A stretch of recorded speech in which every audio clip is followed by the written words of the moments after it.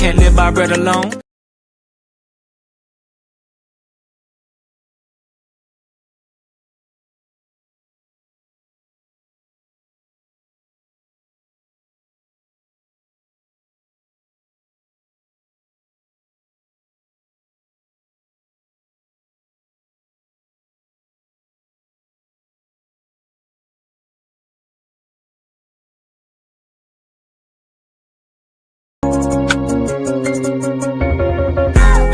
Can't live by bread alone. Yeah, this word got food in it. Stepping on the devil don't. You should see the bruise in it. Backing out the scripts. Told a demon to stand down. Go against the Most High. We gon' see how it pan out. The Father gave me hope. Fill me with the ghosts. Now they hate it when I glow. Joseph with the coat. Looking for their fruit, but they ain't got no cantaloupe. The Messiah over Lio. You can't be a fan of both. Can't serve two masters. Bread of heaven with the living water. Yeah, serving up a truth platter. We ain't idolizing no folly. Now we setting up a new standard. When Christ touched down, make the whole earth shake like Bruce Banner. Yeah, bringing them troops to ya. End times getting spookier. Warfare getting nuclear. Mankind getting goofier. They intoxicated with a wine, damn, she done roofied them. I'm checking every word. Spirit doctrine like a proofreader. I hate these Nicolatans. Hate these graven idols, man, I hate these flipping pagans. Trying to play my father and I hate these imitations. Screaming out Hosanna, we escape that simulation. Better flee to me, vote these or else that lake is where you laying. Great is he inside of me, casting out this net like I was by the Sea of Galilee. Harvest gon' be plenty, but the laborers are few. Matthew 17 and 20, there ain't nothing we can't do. I can't be no lukewarm, fringes with the blue on. Devil wanna deal, but I told him this ain't Groupon. Praise to the Almighty, you know we gon' sing a new song. Hail the King of King, the ultra low, no Jimmy Neutron. If you keep his laws and his commands, then we can fellowship. I don't get with Pharisees and I don't rock with Hellenists. I ain't praising man, cause only Father get my reverence. I'm swimming in the word, it got me feeling like a yellowfin. Yeah, big stepper, Mr. Demon Chin Checker, trying to hear that well done, cause I feel that displeasure. Father pouring out the wrath, and he got a big measure. If it ain't about the kingdom, then I don't give a six letter. You got faith in the Messiah, you got power. I was clean up in that blood just like a shower. Isaiah 5, you were the vine that came out sour. But now we stand and giving glory in this hour. Yeah, we breaking them curses, fleeing the ways of the serpent. Follow his word and pray for discernment, cause they want us laying in hearses. We gotta rise up, raise and resurface. Choose life and stay in your purpose. The price was paid like a merchant, through Christ who came as a servant. See, the kingdom is ready to bag, but yet somehow they chasing a Birkin. After this you ain't getting a chance. While you living you can't better search him. Gotta call on his name like his urchin. Never knowing that day is emerging, so repent at the weight of perversions. Judgment coming, that thing is for certain. Let's go. Shalawam family, it's your brother Yasharahla from the House of Bread, and I have to give all praises, all glory, and all honor to the Most High God, whose name is YAHAWAH. Of course I do so in the name of his only begotten Son, Hamashiach, Yahawashi, who the world ignorantly calls Jesus Christ. Make sure you make your way over to HIBofficialZion.com and get you a copy of the HIB, the Hebrew Israelite Bible. Shalawam, Yasharahla. The Hebrew Israelite Bible is the first of its kind, restoring the names of persons, places, and things in the ancient Hebrew dialect, colloquially referred to amongst the Israelite community as the Lashawan Quadash. Most importantly, it preserves the Most High's name YAHAWAH in the Paleo-Hebrew script. The Hebrew Israelite Bible comes complete with all 80 books found in the 1611 King James Version Bible, including the Apocrypha.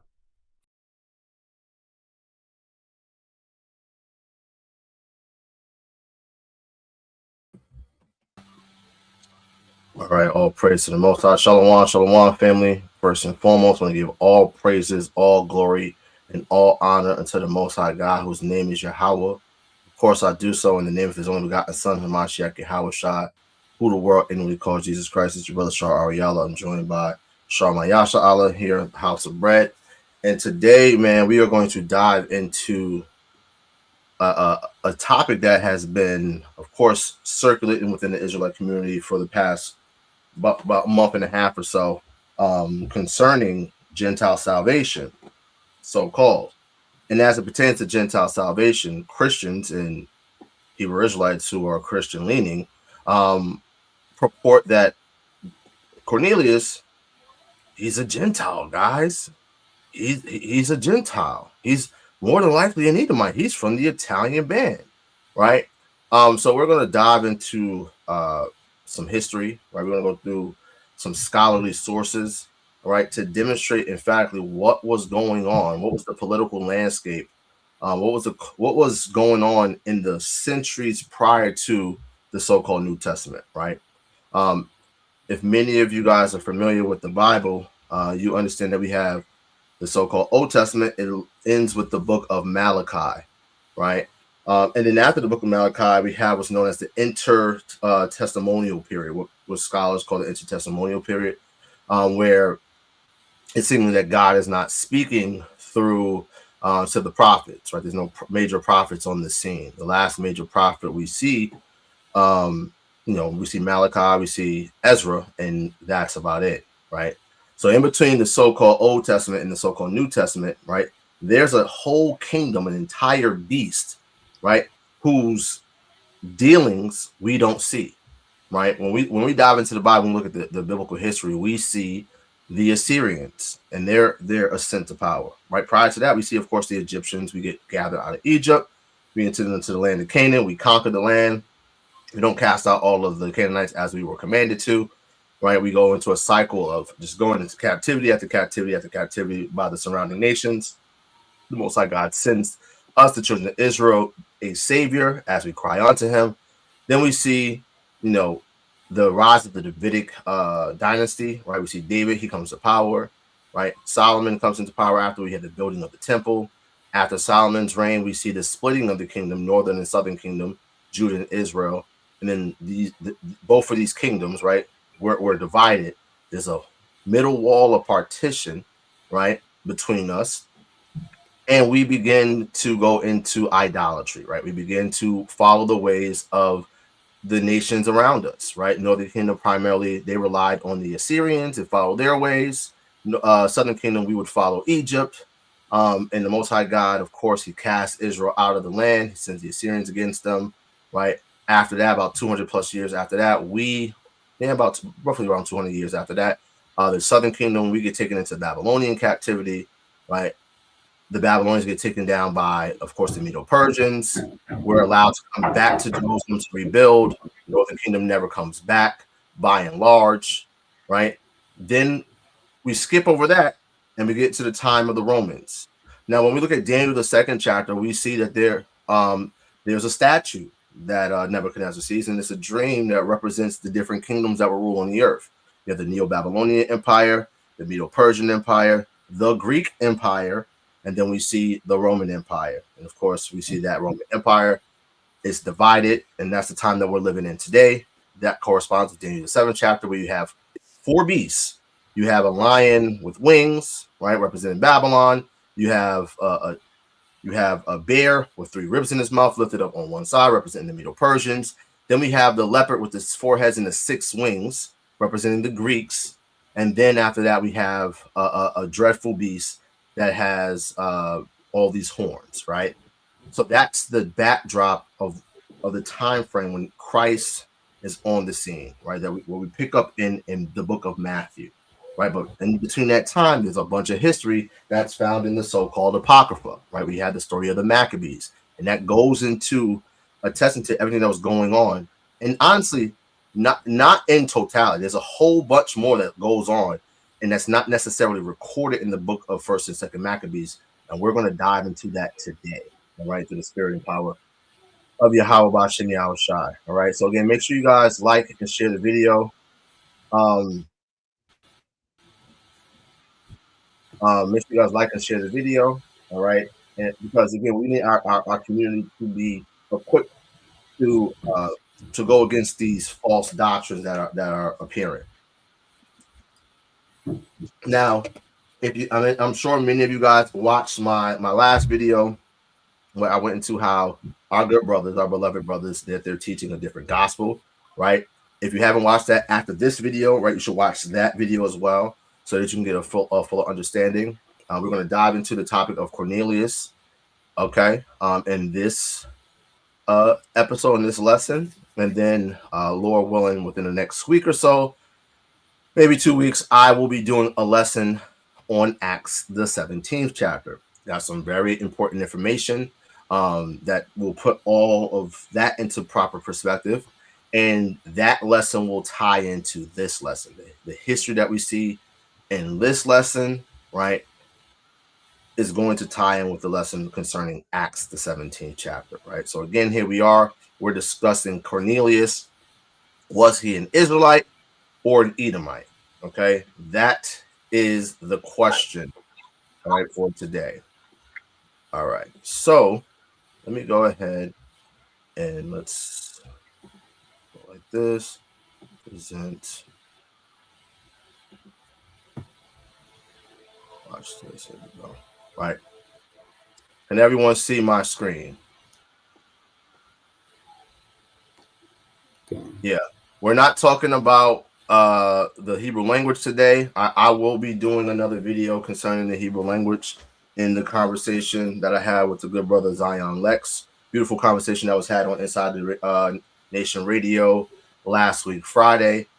Right. So I've just been super busy, family, between that, preparing for that dialogue, and doing that presentation, right. And of course, getting this presentation together while being a brand new father. So it's been a lot. I was just telling my wife today that this year has felt like a constant battle. Like I've constantly been at war, right. And I'm not talking about like beef. I'm talking about in spiritual warfare, right? Okay. Of course, at the beginning of the year, I had to go against a heretical doctrine concerning the pre-incarnation of Christ. Then we know what happened during March, April of this year. And now here we are attacking this simultaneous Gentile salvation concept. And again, I did a peer review. If you haven't watched that peer review, make sure you tap into that as well. There's a plethora of information, scholarship that's been being put out here on the House of Bread. So make sure you guys if you're not subscribed to this channel, you subscribe, but also subscribe to House of Bread, right? The other Sharyam here in the House of Bread, we have Shahar Kahan, Kalaki Howah, as well as Shanyam-ishar.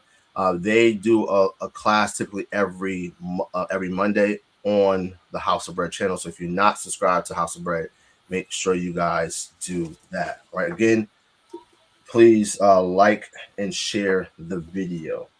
All right.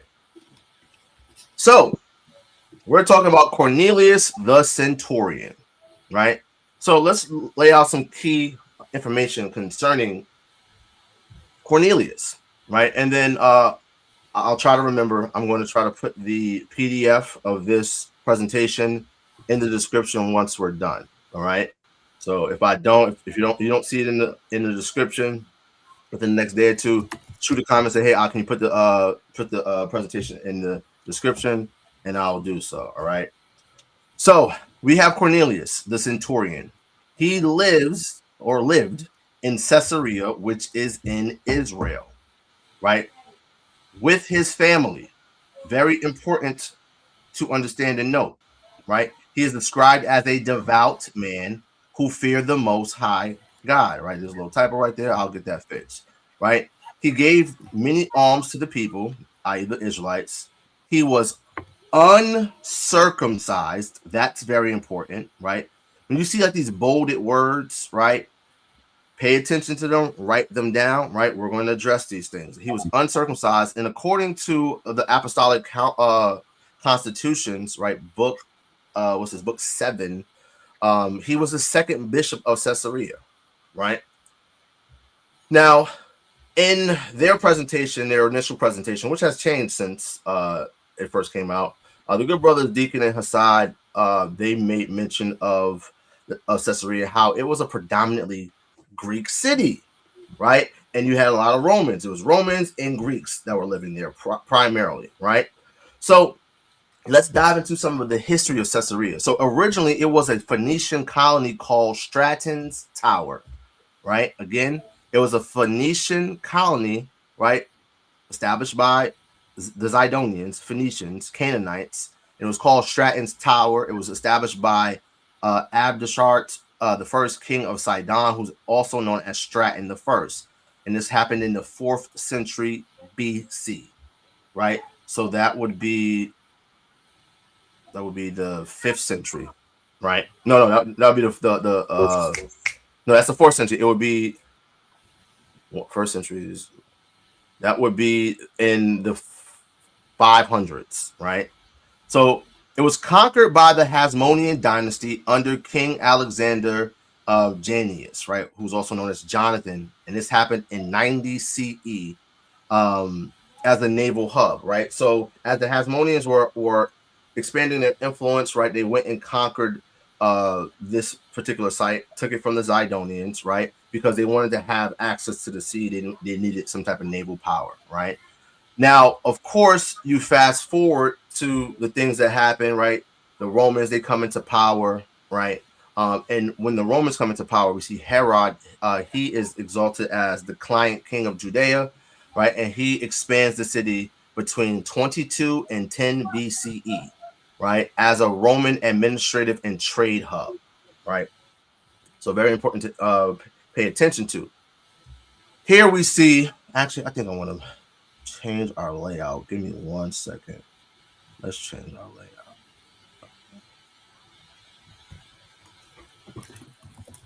Yeah, let's go like that, right? Let's get this a little bit bigger. Maximize. Right?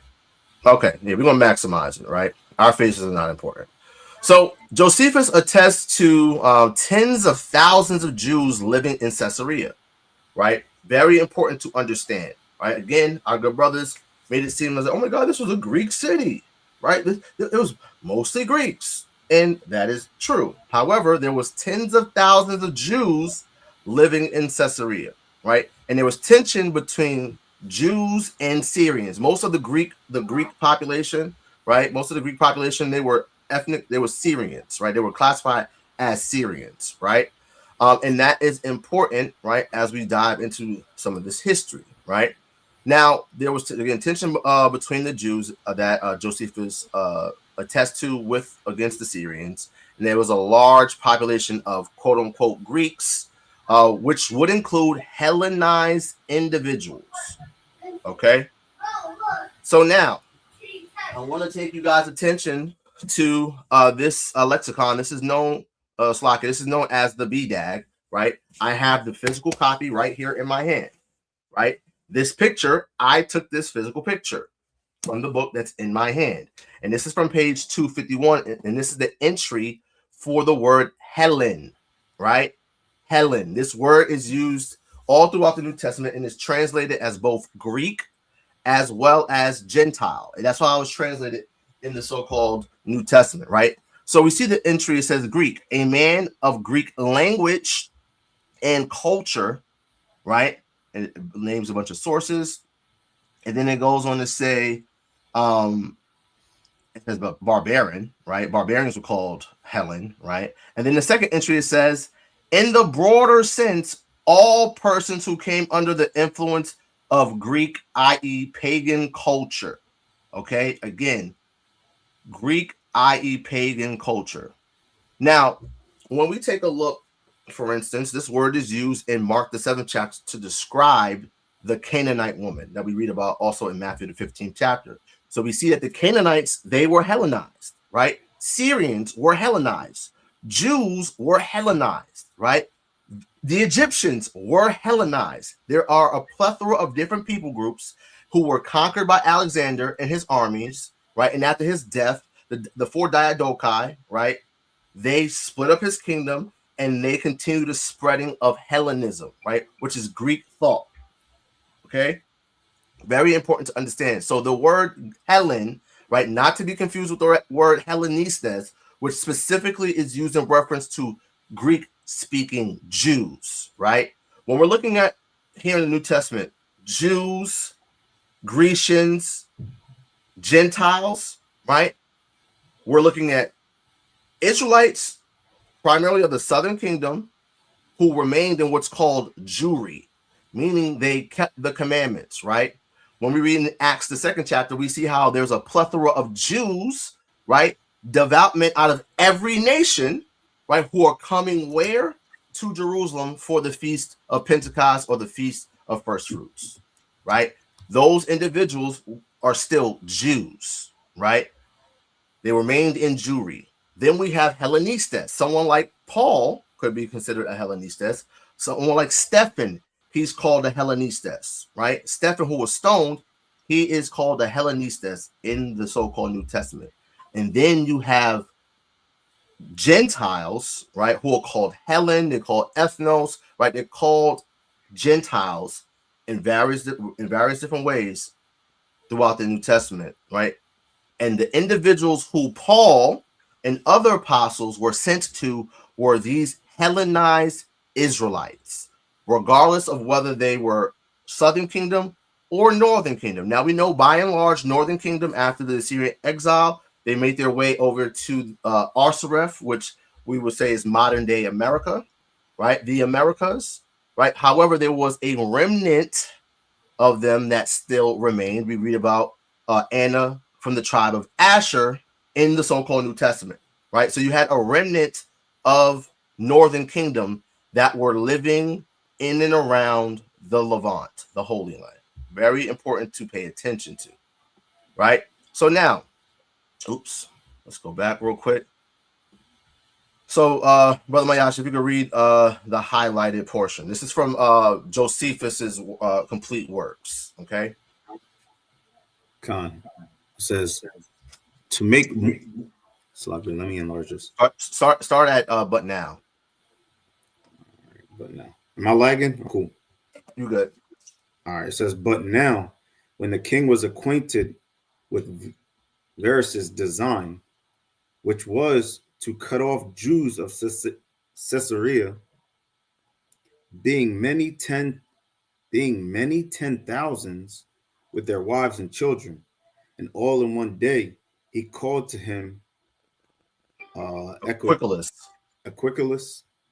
Modius, and sent him to be Varus's successor, as we have elsewhere related. But still, Philip kept possession of the citadel of Gamala and of the country adjoining to it, which thereby continued in their allegiance to the Romans. Right. So why did I bring this out? Right. Because again, our brothers made it seem as if this was just a Greek city. Right. There's no way that he could have been a Jew. There's no way that Cornelius could have been a Jew. Right. And I'm going here to show you from a firsthand eyewitness, Flavius Josephus, right, who's a Levite, okay, and he's a respected historian who lived in the land of Israel, right, during the times of the life and times of Christ, and also during the first Roman Jewish wars, right, and afterwards. So he's attesting to the fact that in Caesarea, which was originally a Canaanite Phoenician city, was then conquered by the Hasmoneans, which are Israelites, all right. Then under the Romans, of course, Herod gets control over Judea. He's the king, and he begins to what? Do a bunch of expansion. Now, Herod is known for doing a lot of architectural works, right? The Temple Mount that we see in the land of Jerusalem today, right? Herod expanded that. Herod also expanded the temple, right? There's a plethora of architectural feats that were done during the reign of Herod, right? And there's a lot of course, Roman influence. He built Caesarea as a pagan city, right? If we go back here, right, this is the amphitheater. This is Roman. This was built by Herod. Did he actually build it? No. The same way Solomon didn't physically build the temple, right? There's a temple to Augustus, right? This was a pagan city, right? So just think about the climate. You have Jews who are devout, who keep the Torah, right, who are living there, right? And primarily you had a bunch of rich ones living there too, right? They, right, are living amongst Hellenized Syrians, right? So now, we can go. I'll read this, right? So this is from Jewish Community at Caesarea in Late Antiquity by Robert Lindley Van, right? This is from a paper, and it says this aspect is illustrated. Actually, let me find the actual PDF on my computer so I'm not trying to squint and read this. Give me 1 second, family.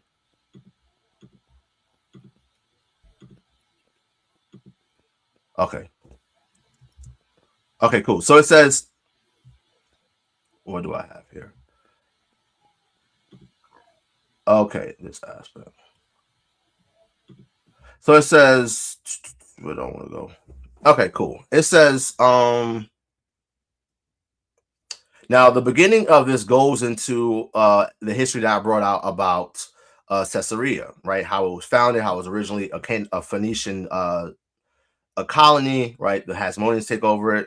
Herod comes on the scene, and all that good stuff, right? So it says this aspect is illustrated by an incident recorded in the Jerusalem Talmud, right? And the source is Sota 7:1-21b. It says Rabbi Levi, the son of Hitta, came to Caesarea and heard voices reciting the Shema in Greek.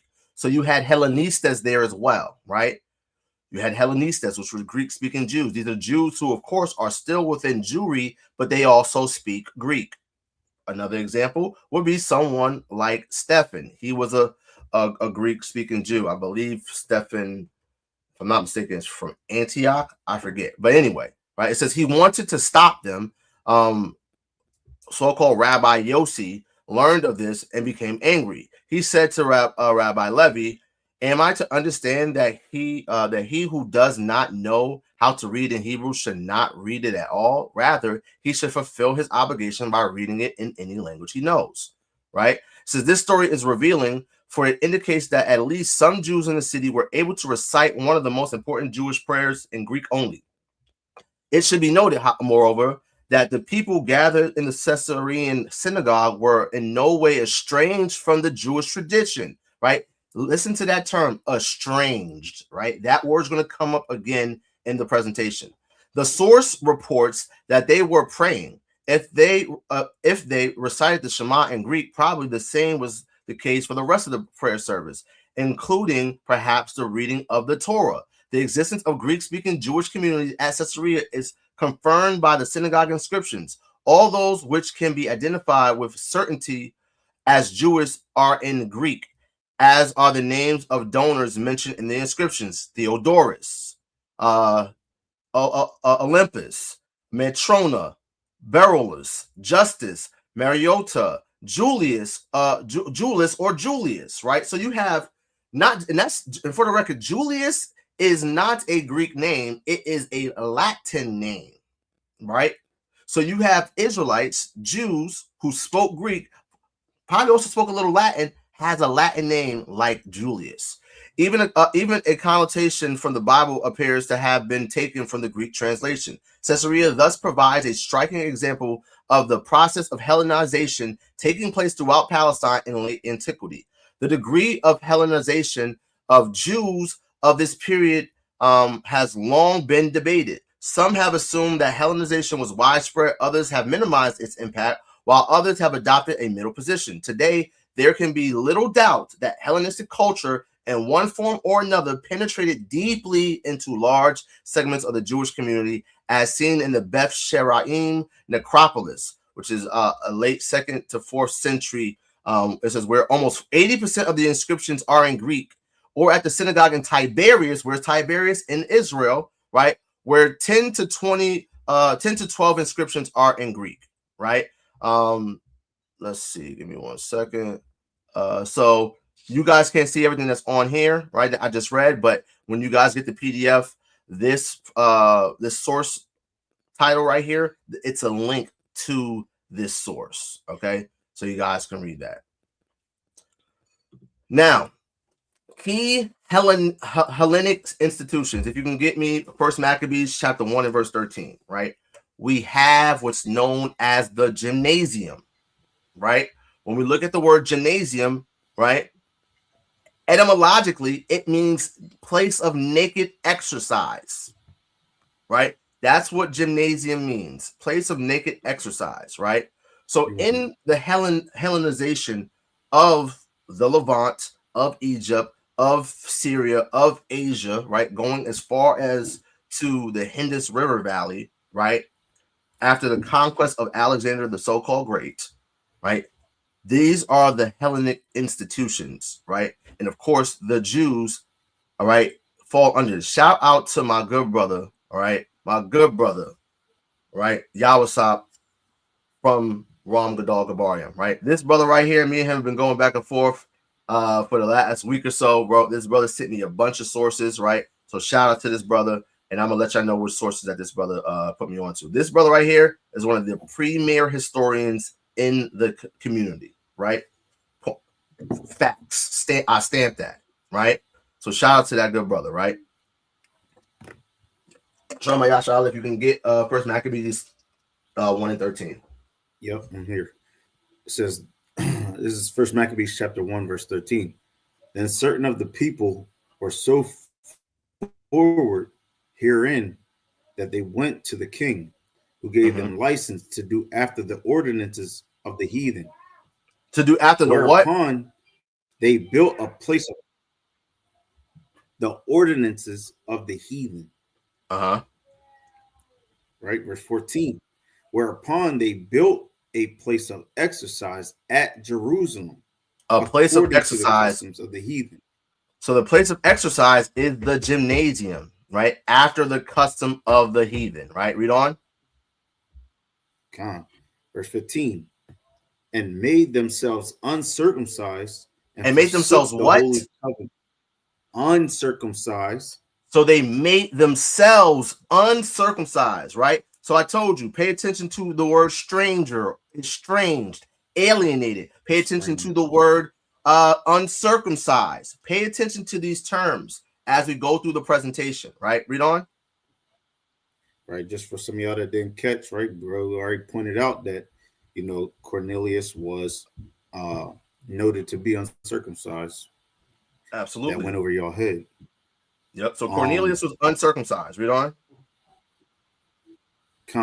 It says again, verse 15, and made themselves uncircumcised and forsook the holy covenant and joined themselves to the heathen. And joined themselves to the heathen. They forsook the holy covenant. Read on. You got a little bit of a lag out. That's a lot. But y'all get the point, right? So we read this very clearly, right? We had Jews, Israelites, who made themselves uncircumcised, right? When you go into some of the history, right, these niggas were actually getting a surgery to put foreskin back on, right? Some sources state, right? But then when we also read further in First Maccabees, the first chapter, we see how they literally murdered, unalived our children who were circumcised because they made it unlawful for us to keep our customs under Antiochus Epiphanes IV, right? So by way of assimilation through just wanting to be like the heathen or through fear, many Israelites became Hellenized, right? And some of these major Hellenic institutions, right? You had the gymnasium, and with the gymnasium, you had this thing called ephebia or ephebion, right? Now, an ephebos, right, is a term for a young man, usually between the ages of 18 and 20, right? And these ephebion, which were these schools, right, where they would have to exercise and they would learn how to get into combat, things of that nature, right? These were seen as finishing schools. By the 1st century BCE, they were reserved for young men educated, all right, for young men, right? And then they were educated in what? Military. Very important to understand, right? Amongst the Hellenic world, right? Amongst the world in which the Greeks influenced people, you had young men in these different towns who were Hellenized, who took part in these institutions, going to the gymnasium and doing naked exercising, right? They were also part of they were Phebos, and they were in this institution known as a Phebion, where they would get trained in the military, philosophy, and literary studies. Now, this is important, right? And like I said, I'm going to do a lesson on Acts the 17th chapter, and this lesson is going to tie into it, right?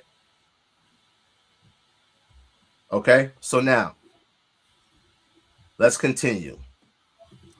Now, additionally, after the first year in the Ephebion, right, the Ephebi, which were the young men, upon review of their skills, they received a sword, a shield, a chlamys, which is a cloak, and a petasos, right, or a hat. Let's get 2 Maccabees chapter 4, verse 10.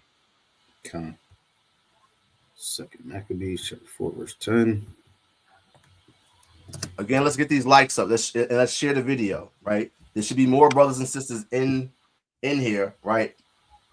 Getting this information, right? This is valuable information here for the community. Am I still lagging? Now you go right now. All praises. All right, this is 2nd Maccabees chapter 4, verse 10. Which when the king had granted, and he had gotten into his hand the rule, he forthwith brought his own nation to Greekish fashion. Read on. Verse 11. And the royal privileges granted of special favor to the Jews by the means of John, the father of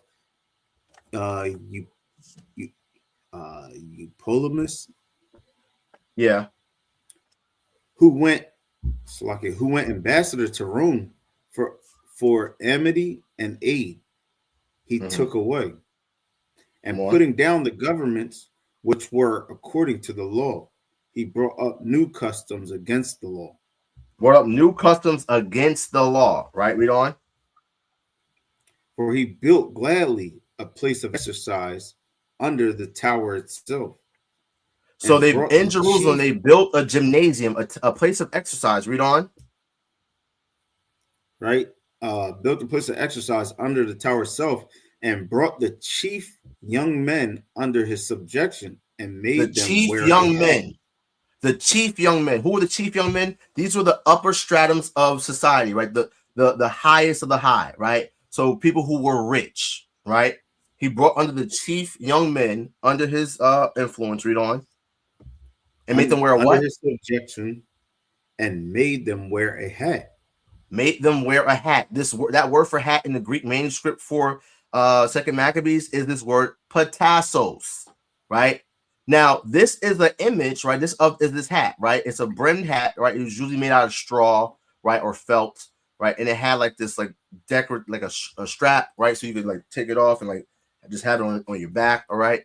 And they also used to have like some type of crown situation, right? And guess what? Who this is? These are images of the so-called Greek god Hermes, right? Wearing said hat, right? So this was pagan. All right, this is pagan. So again, we went into gymnasium, what the etymology of the word is, right?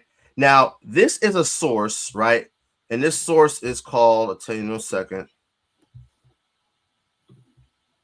Okay, so this is Appendix O, the rise of Antiochus IV Epiphanes and his assault against Judea by Dr. J. Paul Tanner, right? Now, my good brother Deacon said he respects scholars, right? So this guy's a doctor, right? This guy is a doctor, right? And he says some things about what the hell is going on. He says some things about what's going on in this time period, right?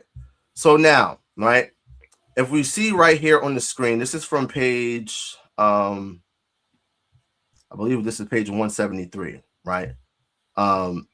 So let's read. So I'm going to start from where it says the Greek influence, right? So it says the Greek influence was felt upon Judea, of course, long before Antiochus IV came to the throne. Nevertheless, he was a devoted patriot of the Hellenistic philosophy and sought to spread it throughout his empire. Devotion to Hellenistic philosophy was often centered in the matter of Greek education and the gymnasia in which it was cultivated.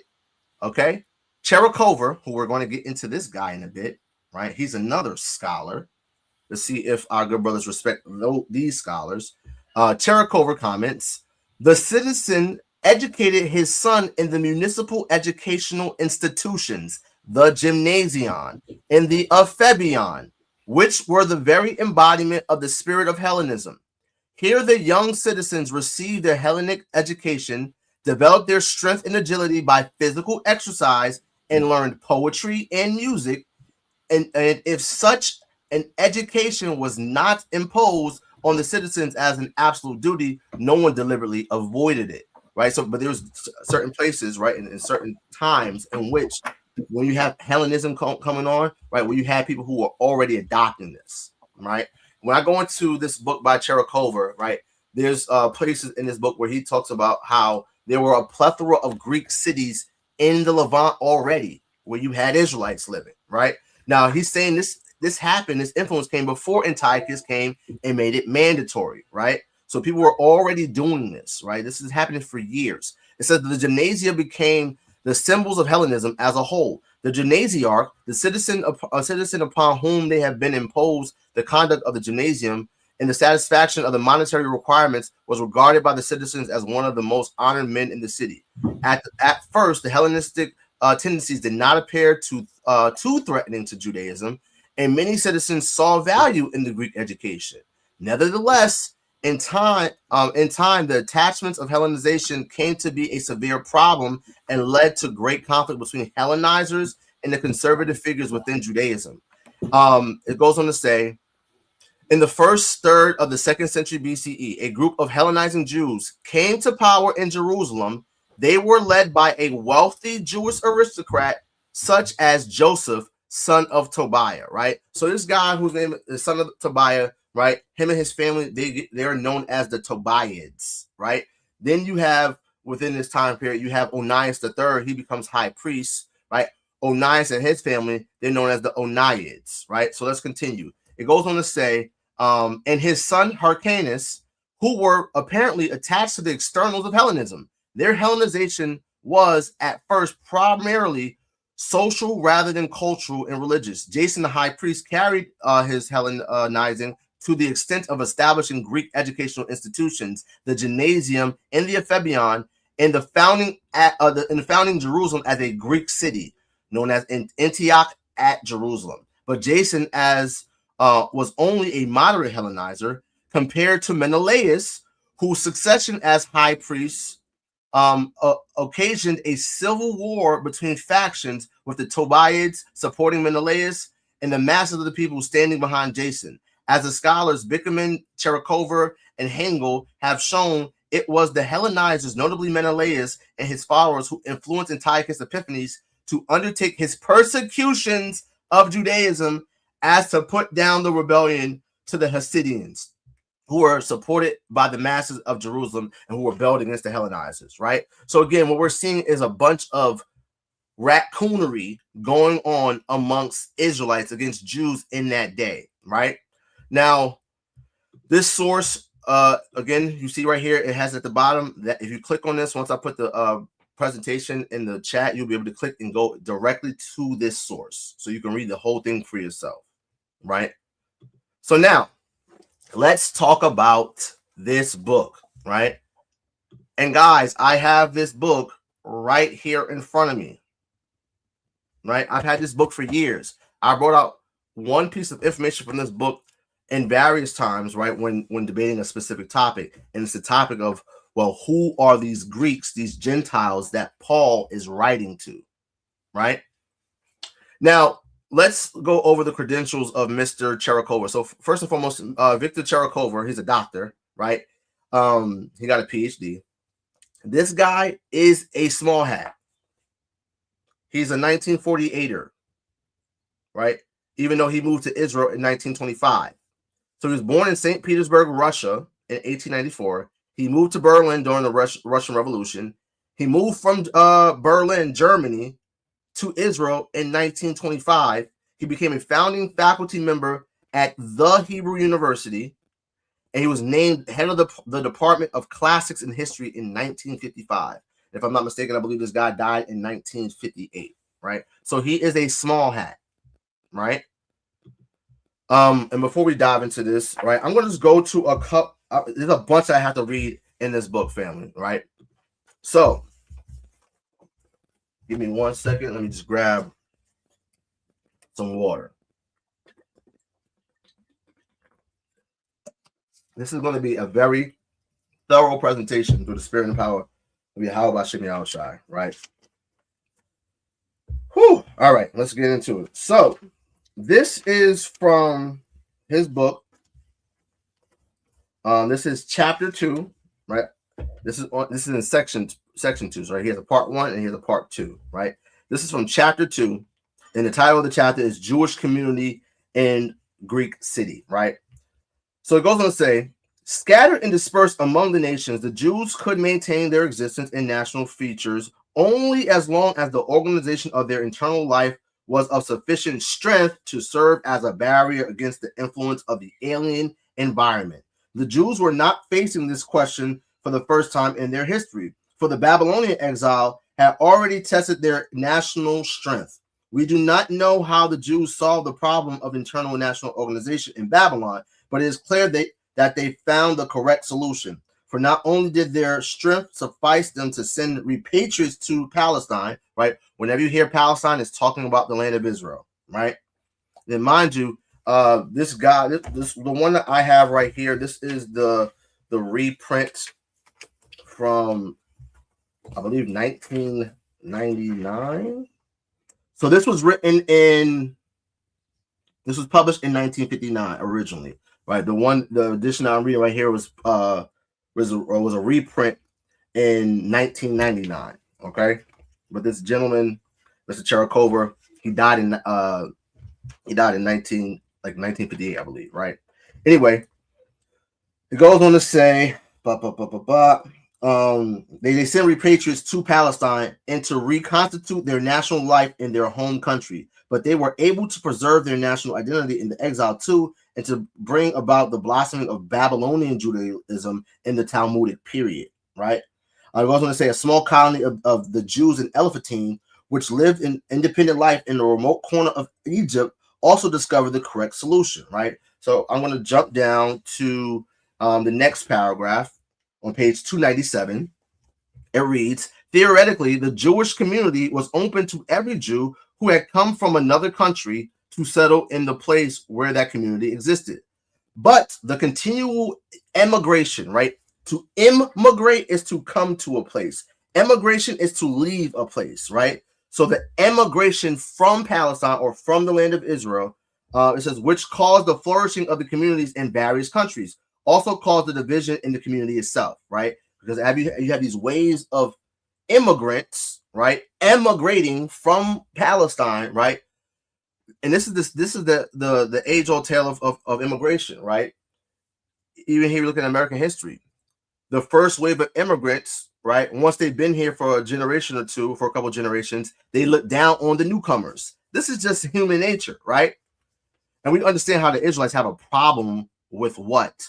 Keeping the laws of God, right? Vexing the stranger, right? Vexing the sojourner, right? So it goes on to say,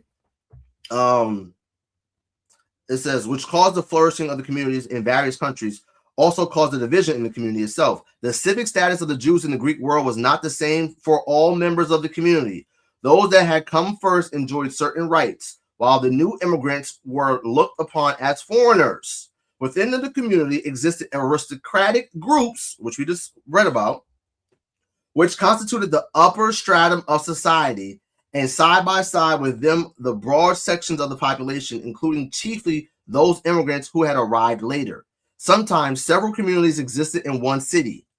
So you had Jews, right? And then you have, as we're going to read on, Jews who said, man, bump being a Jew, right? Bump following the ways of my ancestors. And we read about this in the book of First Maccabees, right?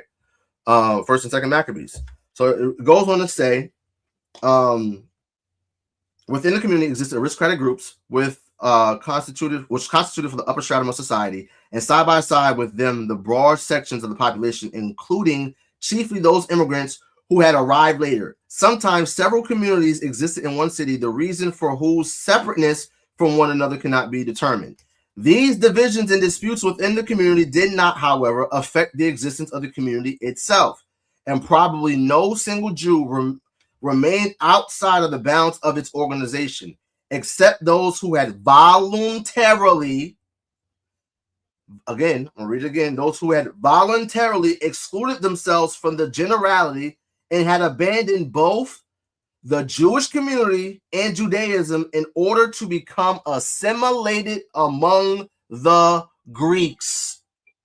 Hellenizing Jews of this type were to be found in every locality, and we have no means of determining their number. We shall see further that Hellenization did not make departure from the Jewish community obligatory, the less so because, as the rule, it would have brought few benefits. The Jews enjoyed many privileges, and it was not always worthwhile giving them up in order to enter Greek society, which was not at all included to welcome Jews readily, right? So, but again, we know our people. Our people love the heathen, right? Get that back in, actually get that in 2 Maccabees, where it says they love the Greek fashions most of all, right?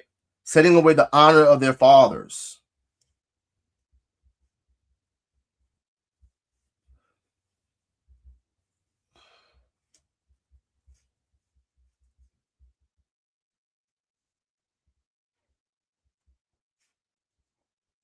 Right? 2 Maccabees 4 and 10.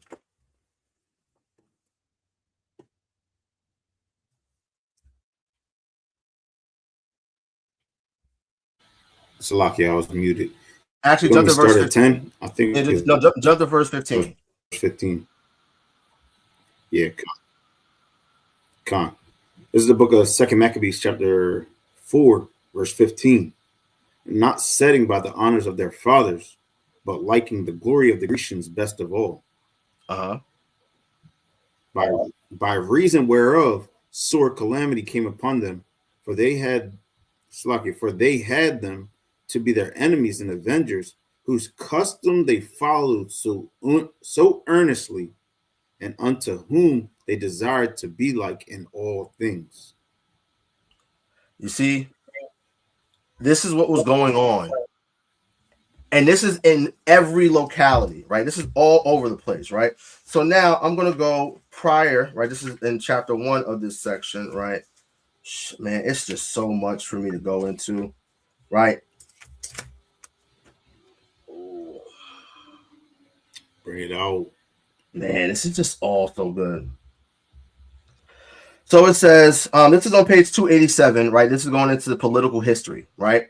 This is on page 287. This is the third paragraph, right? So it says, the first report of the Jews in Asia Minor, right? Asia Minor would be modern day Turkey, right? And these are all, just notice all of the locations that line up with the Bible, with the so-called New Testament, right? It says, the first report of Jews in Asia Minor belongs to the middle of the 4th century BCE.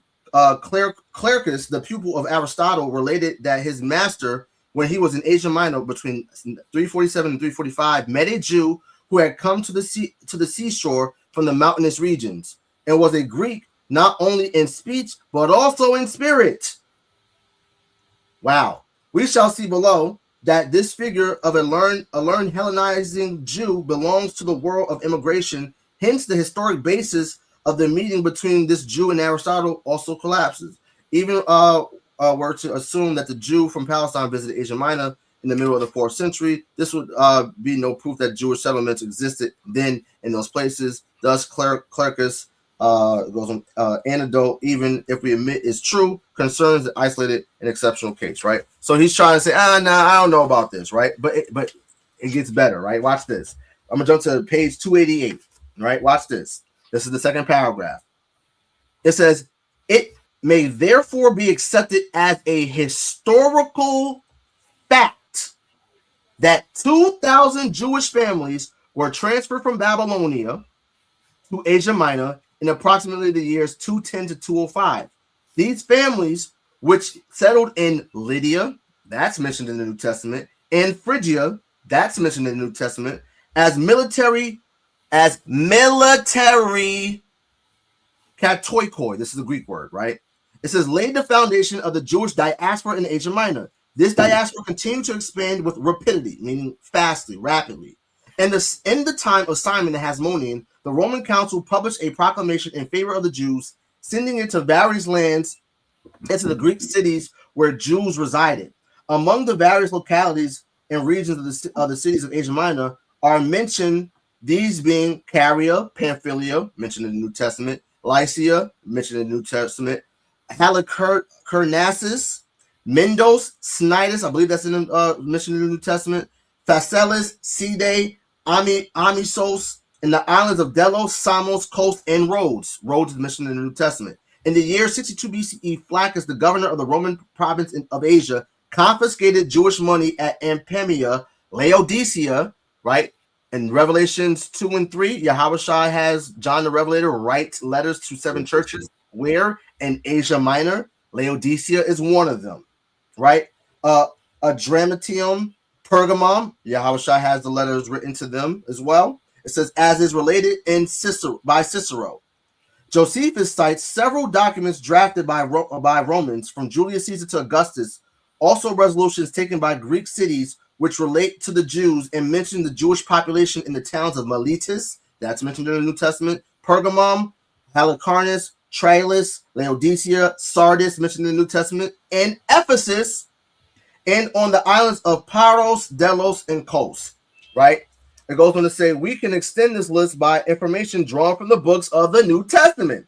Smyrna, Philadelphia, Antioch, and Pisidia, Tarsus, and Iconium, and from inscriptions of Phocacia, in Ionia, Magnesia, by Cypros, Iassos, by Miletus, Hierapolis, and Lydia, mentioned in the New Testament, right? Tlos and Lycia. Philo indicates that Jews dwelt even in the remotest places of Asia Minor, in Bithynia and Pontus on the Black Sea coast. Let me get what's that? 2 Peter chapter 1. Okay. 2 Peter, you want it from the top?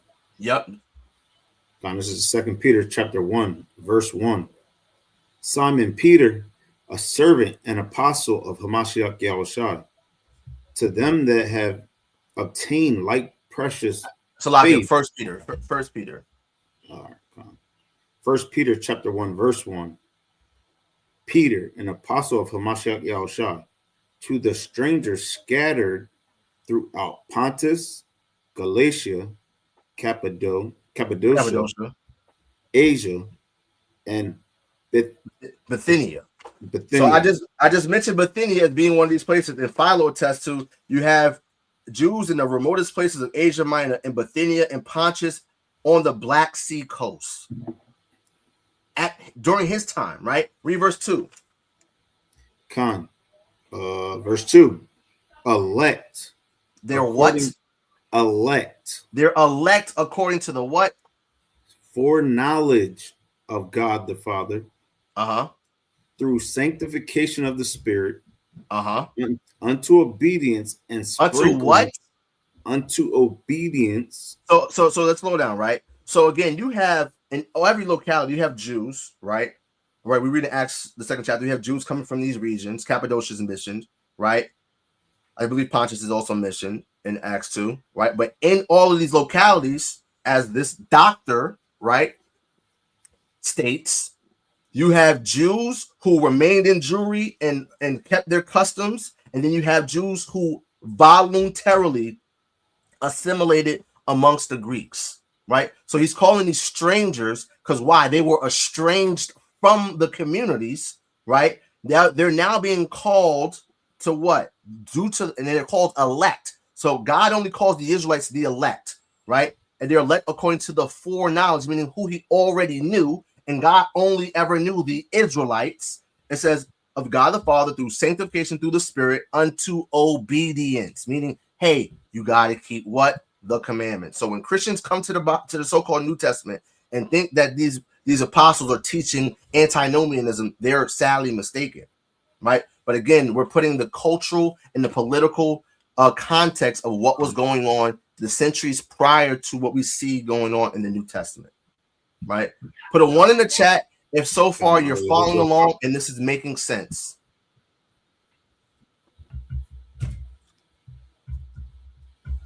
You can read on.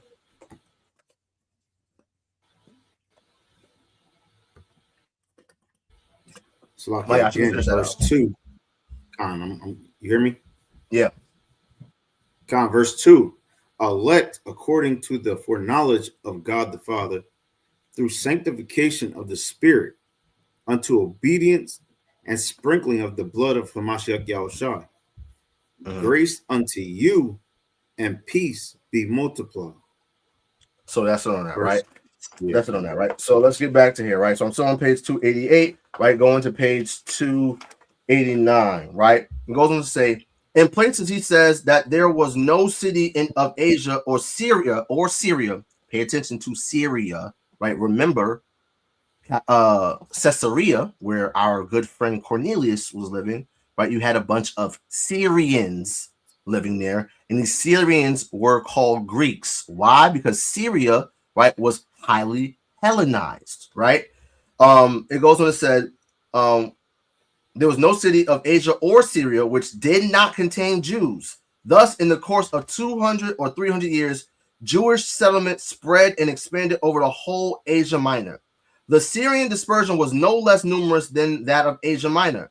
Josephus says that here the Jews were more numerous than in any other country because of their proximity to Palestine. The Jews of Syria are alluded to frequently in Talmudic literature. They settled especially in where? Antioch, which attracted foreigners by its size and populousness. It says the beginnings of the Jewish settlement in the city are related by Josephus, who states that the Jews received citizen rights there as early at the time of Seleucus Nicator. We shall see later that this report, he doesn't say that report is reliable, right? But let's continue. It goes on to say, in another passage, Josephus says that the Jewish population of Antioch grew particularly in the days of the kings who followed Antiochus, and he apparently means Antiochus Epiphanes. This information is credible, for the civil war probably caused many inhabitants of Judea to remove to Syria. So now let's jump down. I'm gonna go here. I'm gonna jump down. It says we have I'm gonna move on to page. Watch this.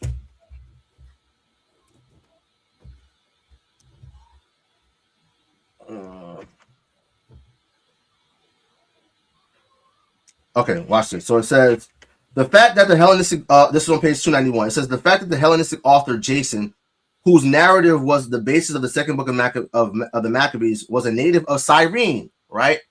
We have Simon of Cyrene who helped Yahawashi carry his cross. He's also mentioned in Acts the 13th chapter, right?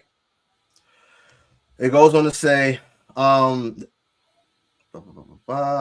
he was a native of Cyrene, and some indication of the high cultural level of the Jewish community in that country. In the Roman period, the Jewish population in Cyrene developed considerable strength, and at the end of the reign of the Emperor Trajan, made its desperate attempt to rebel against Rome, a rebellion which brought destruction not only to the Jewish population of the country, but also to the Jews of Egypt and Cyprus. Now, that's going to be important to pay attention to, right? We're going to hear about the destruction of Jews in Egypt, right? Listen, we're going to get into some crazy history. It goes also to say Jews also reached Greece and Macedonia. In Philo's time, they lived in Thessaly, Boeotia, Macedonia, Aetolia, and Attica, in the towns of Argos and Corinth, as well as in the best places of the Peloponnesus. Likewise, on the island of Euboea, Cyprus, and Crete. Cyprus is very important to understand, right? Shout out to the brother Eliel from the Anointed House of Saints, right? He has a couple videos on his channel going into the tribe of Dan, right? I've been conversing with that brother, and he's working on a more cohesive presentation as well, right? So the tribe of Dan, they had a very small allotment, and they're right on the coast of Israel, right? They had Joppa, right? Joppa was a major trading hub, right? They had, I believe, if I'm not mistaken, Dor was part of their land as well. And the Bible tells us that Dan remained in ships because they were traders, right? And they were also known for what? For their paganism, right? They literally take Moses's grandson and makes him their high priest for a pagan god. And this is what the Danites did, right? And of course, through their trading and them going forth, right? They would take over lands. They took over Dor, right? And then they made their way to Cyprus, which is known as Chittim in the Bible, right? They colonized Cyprus. They colonized Crete, and they colonized Sparta. And when we read in the book of the Maccabees, where there's a letter written to the Lacedaemonians, right? Lacedaemon, they're putting their name everywhere, right? Lacedaemon, right? Which is really Lacedaemon, right? We have Macedonia, Macedon, Dan, right? They're putting their names everywhere. The Bible says that they are an adder in the path. An adder is a snake. A snake in a path does what? Leaves a trail. So this is what Dan was doing. When I do the presentation on Acts 17, that's going to play a very crucial role in it, right? What? Shout out to the brother Yahawashi, right? Ezekiel 27:19. Dan also in Javan, going to and fro, occupied in thy fairs, bright iron, Cassia, and calamus were in thy market, right? So we see that the Danites were traders, right? The story of Hercules, that is about Samson. The Danites were crazy pagans. They went around the known world, right? They colonized places all throughout Europe, right? And we're seeing here we got Jews also in all these different Asian places of Asia Minor, right? So where are we? It goes on to say here on page 291 of Hellenistic Civilization and the Jews, it says the Acts of the Apostles mention Jewish communities at Philippi, Thessalonica, Beroea, Athens, and Corinth.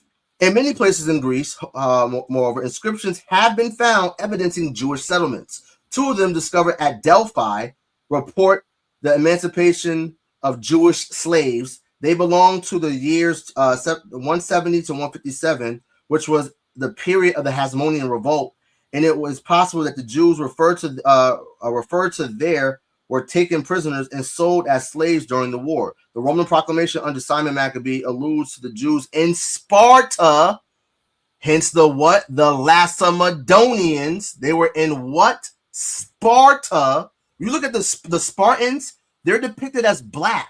Some of them are depicted as white because what was going on is you had, of course, Esau made his way up in there at some point in time, right? They're just everywhere. And you have Dan, the Lacedaemonians, they're there as well. And we're writing to them in the book of First and Second Maccabees how we're brothers, right? All praise to the Most High. It goes on to say, the Roman proclamation under Simon Maccabee alludes to the Jews in Sparta, Sicyon, on the island of Crete, in the town of Gortyn, and on the island of Cyprus. The Jews of Cyprus are also mentioned by Josephus in the reign of Cleopatra III of Egypt, and Jewish coins of the Maccabean epoch have been found on the island. These notices show that the Jewish dispersion in Greece was already in existence in the middle and 2nd century BCE, but it was not very important even in the Roman period, and it is hard to imagine that the number of Jews in the lands of the Balkan Peninsula went on growing since the local inhabitants themselves had for generations been rapidly abandoning their native country, which had been progressively impoverished and could no longer hold them even at the end of the classical period, right? It goes on to say, page 292, thus in the course of the Hellenistic period, Jews became dispersed over the whole Greek world. Over the whole Greek world. Now, again, literally a few pages later, right, on page 297, I'm on page 292, he goes in to say that wherever we were, you had Jews who remained in Jewry, right, who remained in the bounds of their organization, right? Again, we had sects at this time, right? And then you had Jews who voluntarily assimilated amongst the Greeks. And these Hellenized Jews, there's no way of knowing how many numbers of them there were in any given locale, right? And just so we can tie it back into Caesarea, Caesarea is a Greek influenced city. It was a heavily Greek influenced city. Its founding is literally founded by a Phoenician, and the Phoenicians were Hellenized. So it already had Hellenism in its inception. Then you had the Hasmoneans, they take over it, right? And of course, now you got Herod, he comes up, and what Herod's doing all over the place, not just in Caesarea, he's building pagan temples. He built a temple to Augustus in Caesarea, so it was heavily Hellenized. And in every place where you had Jews, you had Hellenized Jews in Caesarea, right? Oh man, oh man, oh man. Oh boy. So where am I? Right? Page 292. So it says, thus, in the course of the Hellenistic period, the Jews became dispersed over the whole Greek world. As early as 140 BCE, approximately, the author of the Sibylline oracles testifies that the whole land and sea are full of Jews. Strabo's assertion that the Jew had reached every town, and it is hard to find a place in the world where this race has not penetrated and where it was not obtained a hold, refers to the period of Sulla, about the year 85 BCE. Josephus speaks in the same language of the diaspora communities. There is no people in the world among whom part of our brethren is not to be found. Let me read that again. Josephus, a Jew, he says, he speaks in the same language of the diaspora communities. There is no people in the world among whom part of our brethren is not to be found.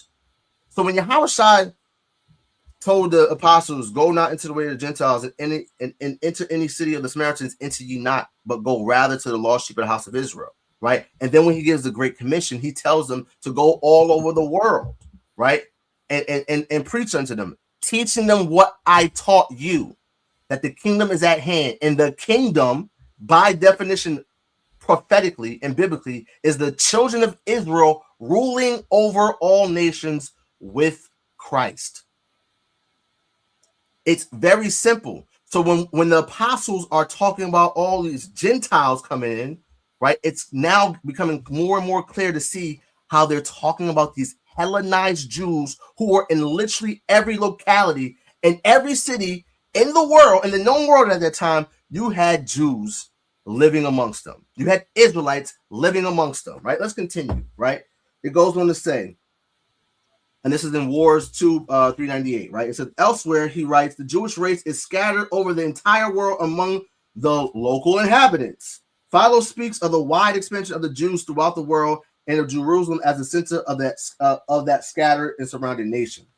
The Jewish diaspora, this is the second paragraph, was a considerable power among the indigenous peoples, and it is to be regretted that we are unable to determine the precise number of Jews outside of Palestine. The only writer who has given or thought he had given the overall figure of Jews in the Roman Empire in the reign of Claudius belongs to a very late period, and his information is not to be relied on. He is the Christian often known as Bar Hebraeus, the son of a converted Jew who lived in the 13th century of the Christian era. He speaks of a grand total of 7 million Jews in the empire. This, however, is merely an error on his part, as he was confusing the number of Jews with the number of Roman citizens according to the Roman census made by Claudius in that year, which is 48. And as to the partial figures of Jews of Palestine, of Egypt, preserved by Josephus and Philo, they must be used in great caution, right? Let's see. So the thing is, like, you cannot number us, right? The Bible says that we will be as the sands of the sea and the stars of the sky, right? So I think the point has been made very, very clear with this scholarly source by a doctor, right? A PhD in classics and history, right? A small hat himself, and Dr. Victor Cherakova attesting to there being Jews literally everywhere. And he's getting these sources from Philo as well as Josephus, who are both Jews, right? Who lived in the 1st century AD, right? All praise to the Most High. So now, man, this is what I will do is I found the free PDF of this book. And again, shout out to the good brother Yahawashi for sending me this source. He sent me this source. And I was my flabbers were gasted, right? So this is called Makers of Ancient Strategy from the Persian Wars to the Fall of Rome. This is written by Victor Davis Hanson. He has a bachelor's, a BA in classics from the University of California, Santa Cruz, a prestigious university, and he has a PhD in classics from Stanford University, right? And what I'm going to do is I'm going to read pages. I'll read from pages 172 to 174, right? Watch this. All right. This is all so good. This is all so good, right? But I'm gonna start from the bottom, the last paragraph on page 172. It says, "Consider the situation in Judea before the revolt of 66, when Herod the Great ruled with Roman support until his death in 4 BCE. He had commanded the typical Hellenistic army. Hellenistic, when you see Hellenistic, it's talking about individuals who were Hellenized, right? Typical Hellenistic army of troops from the local military settlements." Now, let's slow this down and let's unpack this. When we took a look at what was going on in the Hellenistic world, right, you had different institutions, right? What are these institutions? You have the gymnasia and you have the ephebeion, which were finishing schools, right? They were for young men and they were educated in military, philosophy, and literal studies, right? Very important to understand. So now, as we continue, let's read that again. It says, "Consider the situation in Judea before the revolt of 66, when Herod the Great ruled with the Roman support until his death in 4 BCE. He commanded a typical Hellenistic army of troops from the local military settlements. These troops were mainly Samaritans, Edomians, Babylonian, Jewish archers." Actually, let me go ahead. Let me just go ahead and actually share this on the screen. Let's just say, can you share it? Yeah, watch this. Share screen window. Just so y'all can y'all see it? All praise to the Most High. Watch this, right? So it says Jewish archers and ethnic Palestinian Jews, although Herod also had a famous bodyguard of Germans, Thracians, and Gauls. So again, what we're attesting to the fact is that you had Jews in the military. And whose military? In the Roman military. Very, very clear.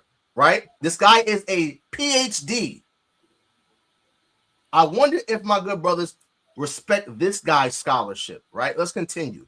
It says the indigenous settlements continue to supply the army that supported all of Herod's successors and formed the garrison of Judea after 6 CE.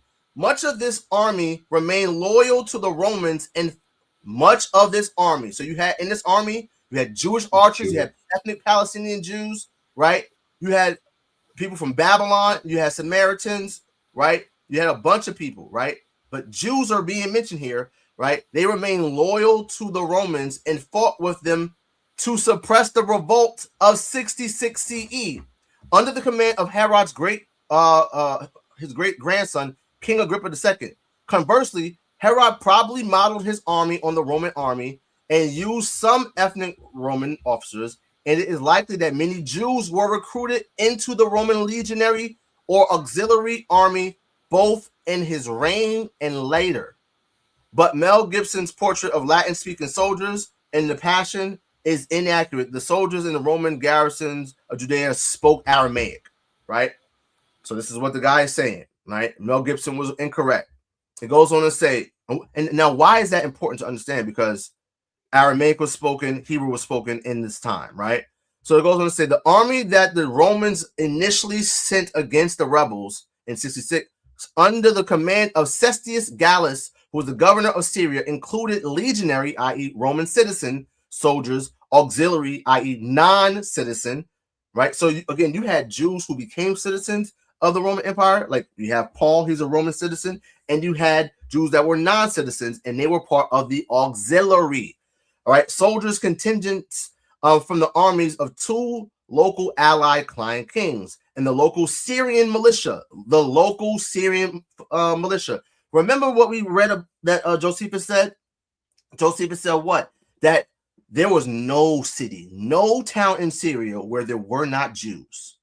And in every place where there were Jews, you had Jews that remained within the confines of so-called Judaism, meaning keeping the Torah, and you had people who voluntarily follow the customs of the heathen. They were assimilated amongst the Greeks, and in their Greek education, as a young man, you would get military training in the gymnasiums and the ephebeions, military training, literary study training, and philosophical training. They wanted to make them well-rounded individuals. This would also include Caesarea, right? Let's continue. It goes on to say, at this time, the Royal Jewish forces loyal to Agrippa II moved against the rebels in 3 separate locations. Later, the larger Roman army under the command of Vespasian numbered 55 to 60,000 legionary and auxiliary troops and 15,000 allied troops, and included at least one Jewish high officer, Tiberius Julius Alexander of Egypt. Now, guys, this guy right here, you know how the scripture says Yahawashi is the King of Kings and the Lord of Lords? This guy is the raccoon of raccoons and the boot-licking nigga of all boot-licking niggas.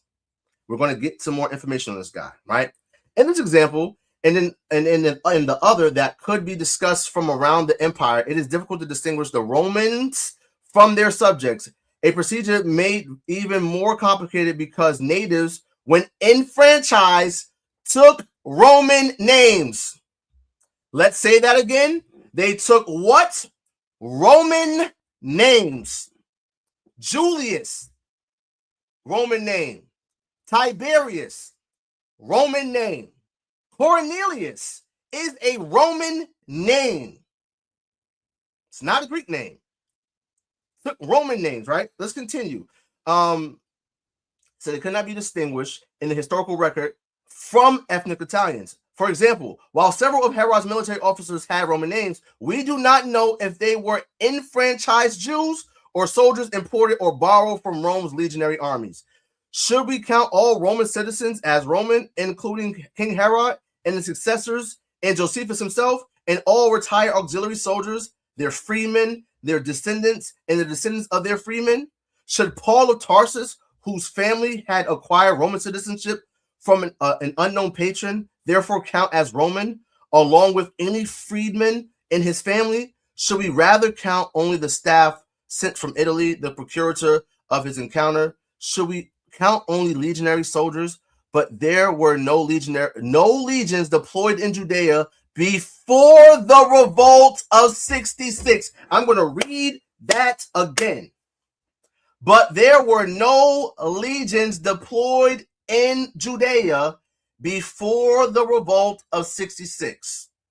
One scholar writing on Gaul has described the term Roman as a social status, not an ethnicity, and as such, it was fluid, and one could be more or less Roman or less enmeshed in the web of Roman culture and influence, and there was no sharp line between ruler and subjection, right? Drop some bombs in the chat. Drop some fire emojis in the chat. Shout out to the good brother Yahawashi Bonaparium from Rum Gadol Gabarium for putting your boy on to this incredible scholastic, drop them bombs, scholarly source.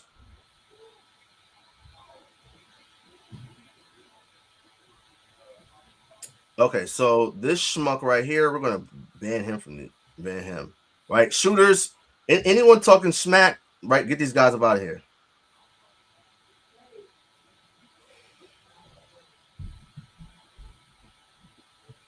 All right, so see, we got a simpleton in the chat, right? So here's the thing, right? I had a conversation with the good brother Zion Lex last week, right?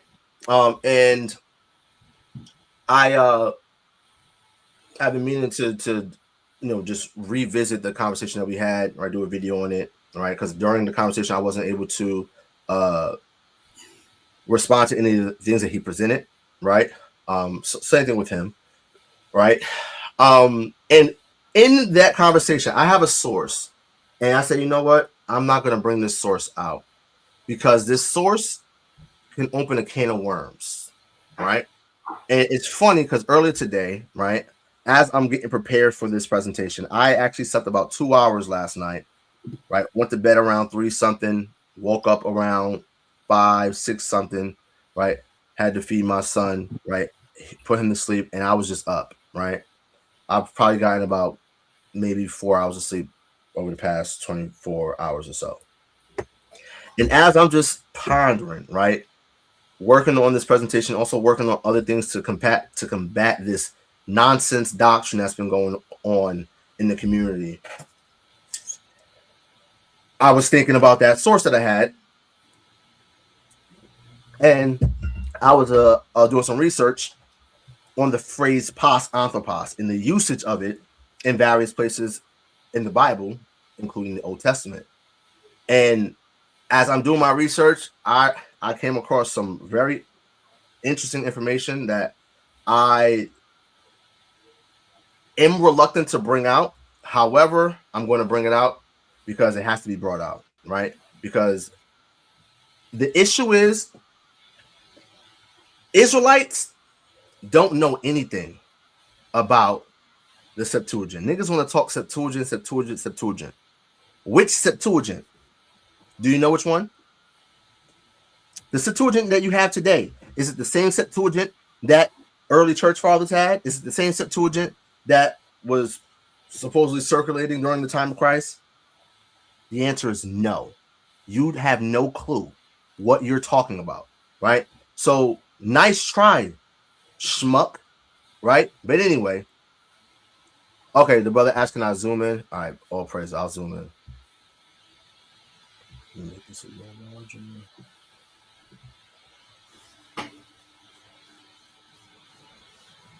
Right?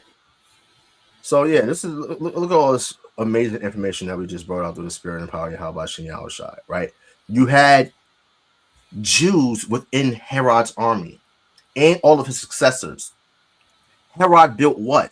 He built up Caesarea, and he would have took from the locals of that area, which would include Jews, right? And these niggas also took on what? Let's read that again. I just gotta read that again. You gotta deal with the Alophilos. No one's ever called the Alophilos. Shut up, nigga. You don't know what the hell you're talking about, right?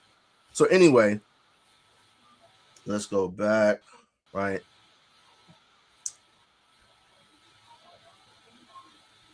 So it says, in this example and in others that could be discussed from around the empire, it is discussed to distinguish. It is difficult to distinguish the Romans from their subjects, a procedure made even more complicated because natives, when enfranchised, which would include who? Jews, right? Jewish archers, ethnic Palestinian Jews, right? It would include them, right? They took on Roman names and cannot be distinguished in the historical record from ethnic Italians. For example, while several of Herod's military officers have Roman names, we do not know if they were enfranchised Jews or soldiers imported or borrowed from Rome's legionary armies. We should count all Roman citizens, right? He's asking these great questions, right? But as he goes through these questions, he goes on to say, should we count only legionary soldiers? But hold on, but wait. There were no legions deployed in Judea before the revolt of 66. One scholar writing on Gaul has described the term Roman as a social status, not an ethnicity, and as such, it was fluid and could be a more or less Roman or more or less enmeshed in the web of Roman culture and influence, and there was no sharp line between the ruler and the subject, right? So again, you had Jews who were there in these localities, and what were they doing? Taking Roman names. Hence Cornelius.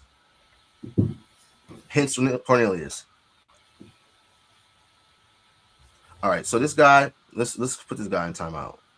You're in timeout. because you just chop way too much, bro. You chop way too much, bro.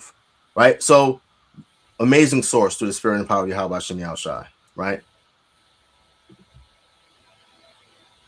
It is the same back then as it is today. There's no new thing under the sun, the Bible says. We have European names and fight in the army in America. My name, my government name is Latin, of Latin origin.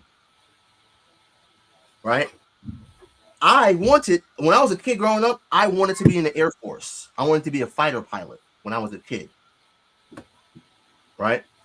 I almost dropped out of college, right? And almost joined the Navy. So why? Because there's benefits of being in the Navy. The same way that there were benefits of being in the military under the Romans. Remember that brother I was talking about? Huh? Remember that brother I was talking about? Yeah. So this is what he said to me, right? I asked him, guys, this is a brother who's known the truth for 2 years now. He hit me up yesterday. He said he was looking for somebody to give him exempt letters on not shaving, not having him shave his beard in the army. This is a brother. Again, he's known the truth for 2 years now. So I asked him, when did you join the army? This was yesterday after he asked for this exempt. He said, I'm not officially in yet. 2 years in the truth, right? Now we're talking about Israelites, our people are in this joining Esau's army, right? They don't even know they're Israelites. This is an Israelite who knows who he is.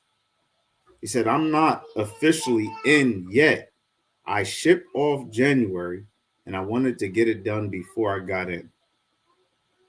So, like I said, I didn't know he was in 2 years. So I'm asking him now. That's the first thing I said.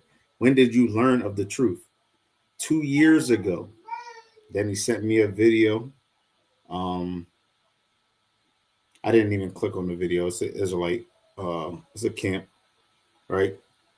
I said, you shouldn't be joining the army, brother. He said, I'm tired of not having, I want my own land, my own house, like you were just saying. All right, there's benefits to being in the army, but, like I said, this is an Israelite, right? How old is this brother? How old is, again, when the brother Mayash hit me up about this, because he was asking who should I send him to for the exemption, I told him to hit up the brother Rob from Miami, from down in Miami. Shout out to them brothers, right? I said army. I'm like, why is this nigga in the army? I'm like, what is like? Here's the thing. Where we are today, right? Where America's about to invade Venezuela. America just did strikes. We're in Syria, right? We're on the precipice of World War III, right? And you got an Israelite who's in the truth, right? And he's like, oh, I'm going to join the white man's army. That is the stupidest thing that I can think of, right? And just so you guys understand, right? When we go into, again, I brought out earlier how Josephus attests to tensions between the Syrians and the Jews in Caesarea. And just so we understand, the term Syrian refers to individuals who are from Syria. You had Jews moving around all over the place, right? So if you have a Jew, right, in Syria who becomes Hellenized and assimilated amongst these Syrians who are also Hellenized, right, and they make their way to Caesarea, right, they will be part of what? Of the Syrians. They will be classified as Syrians, right? And they're attested to being Hellenized. There was tension between them and the Jews of Jewry. The same way there's always been tension between Israelites, between brethren, right? So looking at Caesarea specifically, right? And just because Cornelius has a Roman name, right? He could 1000% be an enfranchised Jew, as we just read in this source, right? From that local area. And again, you had Jews literally all over that area. All over. You had niggas up by the Black Sea. Again, you have Jew, You have Hellenistes, you have Helen / ethnos, Goy, Gentile, right? Why? Because if you, and again, he was uncircumcised. According to the law, which we're going to get into, if you're uncircumcised, you're cut off from the people because you broke the covenant. The phrase for cut off in Genesis, the 17th chapter, right, is the Hebrew word kadath, right? And it means to make a covenant, right, and to cut off. When you make a covenant, what do? You have to make a sacrifice. You have to cut animals. So because you're uncircumcised, you do not circumcise your child on the 8th day. That child that's uncircumcised is cut off from the people. He's no longer deemed as part of the people. So if he's not deemed as part of the people, he's not deemed as Israel, right? He's not deemed as Judah, right? Talking about the kingdom of Judah, then what will he be deemed as? As a heathen. And we see the apostles actually tell our people who are heretics of the truth to treat them like that. And that's what Yahawashi said, treat him as a heathen man, right? So again, what's going on is brothers are bugging out over their misunderstanding of Paul, and Peter lets you know what that Paul writes things that are some things hard to be understood, right? They're misunderstanding what the apostles are doing. Again, the apostles are simply hastening the day because they believe that they're getting delivered within their time frame. That's no slight on them, but they apply prophecies to their situation, thinking, oh yeah, this got to be the fulfillment of it. And it was not. They have yet to be fulfilled. And that was pointed out in my peer review, right? So we see here very clearly, right, how you had Israelites, Jews who were in Herod's army. And Herod did a lot of his ruling in Caesarea. Caesarea was seen more so as like the administrative hub of the land, of that province under the Roman rule, right? Very important to bring out, right? Shout out to the good brother Benjamin Direwolf. Shout out to UK, right? Jersey's finest, right? You can't even say that, to be fair to the brother, because again, this is a brother who known the truth for 2 years. So he should have never signed a contract. He should have never even signed up. Right. Yeah. So that prison time right there, you know, I have no pity for you because you knew very well better than do something so stupid. Yeah, that was dumb, right? Listen, brothers, this is not the time to try to go to the military just so you can get a goddamn Hellcat or Camaro, right? In your so-called own land. You don't have your own land in America. There's this thing called eminent domain where they can take your land. Right, exactly. I'm from Brooklyn, right? When I was growing up, I went to Bishop Lockwood Memorial High School, right? Downtown Brooklyn, you have Atlantic Terminal. Across from Atlantic Terminal, you have now the Barclays Center. For the Barclays Center to be built, there were condos that people owned that were there. Eminent domain took their property, took their land. You don't own anything here. You are a slave. This is not IRS. But guess what? We seek for a better country, right? We won't have our own land. We won't be taxed by the heathen. Us being taxed is captivity, right? We see that during Ezra and Nehemiah, right? Yahawashi said that to Peter. Yep. Listen. Who do kings tax who they subject, or do they tax their own? Great question, right? So again, prime example of how it's no new thing under the sun, and how our people were just being silly, right? And joining the military for the so-called benefits, right? We're gonna get into Tiberius in a second, right? I want to bring out brought that out.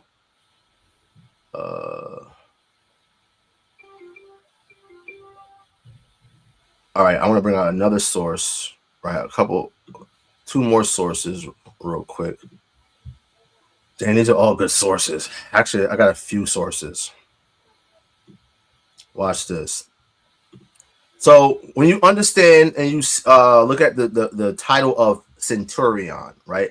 A centurion was a non-commissioned position. The legionaries, that was a commissioned position, right? So right here, this is called Roman Legions. This is by forget this gentleman's name, H.R. Parker, right? So the centurions were drawn from 5 main sources. They might be men promoted from the ranks who had held some minor posts under the centurionate, or they might more rarely gain their promotion after service in the auxiliary unit. 2 inscriptions will suffice to illustrate these 2 modes of approach to the centurion, right? I'm not going to read this right here. Jump down, right? So right here on page 200 of this book, it says the remaining 3 sources from which the centurionates were drawn were, however, the most common. Sometimes they came from a class whose property qualifications was below that of the equestrian order, right? So you have the Senate order, right? You have classes in the ancient Rome. You have the Senate order, and right underneath that, you have the equestrian order. Like these are the highest levels of Roman society, right? Equestrian order, and received their posts in the legion as a reward for merit. These men were often magistrates from a municipal town who had in this way secured complete Roman citizenship. Thus, they became eligible for legionary service and were appointed centurions in recognition of their previous careers. Right, an inscription of the time of Hadrian describes certain Marcius Celer. All right, and it goes on to that. Right, so just to show you what was going on, how you became a centurion. Right, so now I read this source.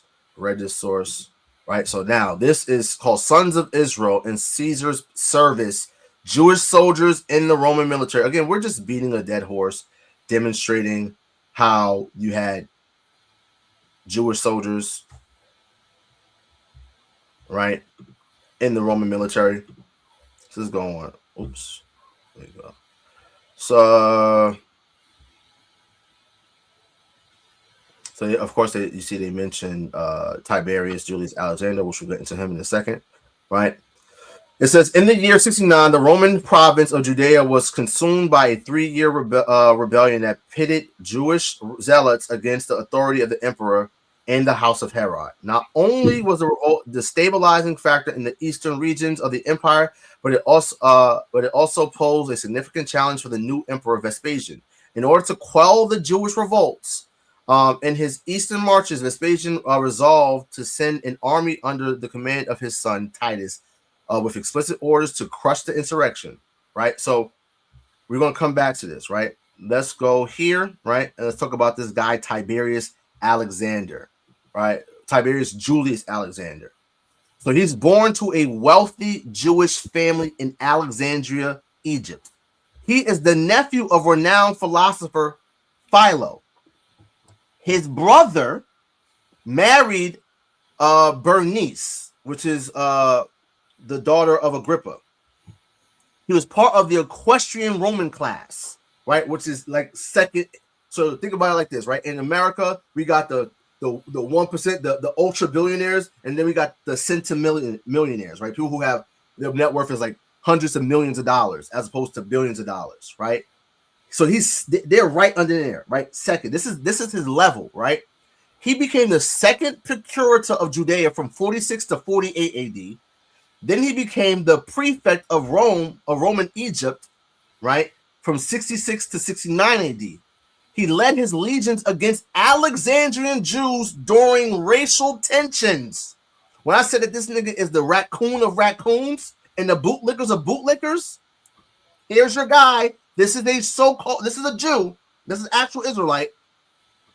He's appointed second in command by Emperor Vespasian under Titus Vespasian, and he participated in the siege of Jerusalem and the burning of the temple in 70 AD. Drop a bomb in the chat. So you mean to tell me a nigga who's essentially think of him as a general. He is second in command to Titus Vespasian. This is a Jew. He's the nephew of Philo, a known Jew of Alexandria. He led his legion to murder his own people in Alexandria during racial tensions. And then, so not only this, right? Because of his status, This guy right here was influential in Titus Vespasian's rise. Titus Vespasian was not the son of the previous Caesar, right? He took power as a general, right? And this guy helped him do so. And then Titus Vespasian said, you know what? We got, this nigga stepping on shit, right? He's stepping on his own people. Let's send his ass to Judea, right? And have him participate in squashing this rebellion of these goddamn Jews in Judea. And put these niggas down. That's what was going on, right? So let's go back to this source, right? So like you said, nothing new under the sun. That's like Jason and Melanus who went against the Maccabee brothers. Absolutely, right? No new thing under the sun, right? So let's get into it, right? So it says, although the emperor's young son showed exceptional talent and a tact for leadership, he lacked the military experience deemed necessary for a Roman general. Therefore, the emperor was forced to choose an able commander capable of assisting Titus in the Judean expedition. A great number of prestigious military men were available for the post, according to Annius Vinicianus, son-in-law to the famed general Corbulo. But Vespasian made the unlikely choice of an Alexandrian Jew named Tiberius Julius Alexander to spearhead the Roman army in its effort to thwart the Jewish uprising. The emperor's decision was to prove fortuitous, as not only did Tiberius Alexander coordinate a Roman victory in Judea, but he also became Titus's trusted advisor and may have eventually reached the rank of Praetorian prefect. So this is like this nigga, top guy. Despite the outstanding military career of this Alexandrian Jew, his name and his legacy are largely unknown outside of the small circle of specialists like Wise and likewise. The participation of Jews in the Roman military is a topic that is underemphasized or frankly ignored by historians. Most often, scholars quote the exemptions from military service granted to Jews at Ephesus and Delos, or elaborate on the difficulties of that Sabbath observance and dietary laws posed to Jewish men interested in serving under the imperial flag. And here's the thing, they're not putting into account the fact that, guess what, guys? You have in every location Jews everywhere. And in these locations, you have Jews who remained in Jewry, who remained down with the home team, and you had bootlicking, raccoon ass niggas who said, man, I love doing what these Greeks do.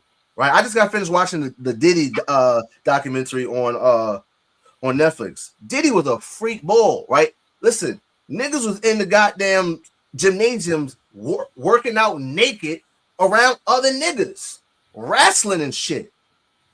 That's wild pause, right? And freaky ass niggas, right? You got freaky frog ass niggas like you know who, you know what I mean? He that shall remain nameless, right? Niggas like that back then was having grand old freak offs.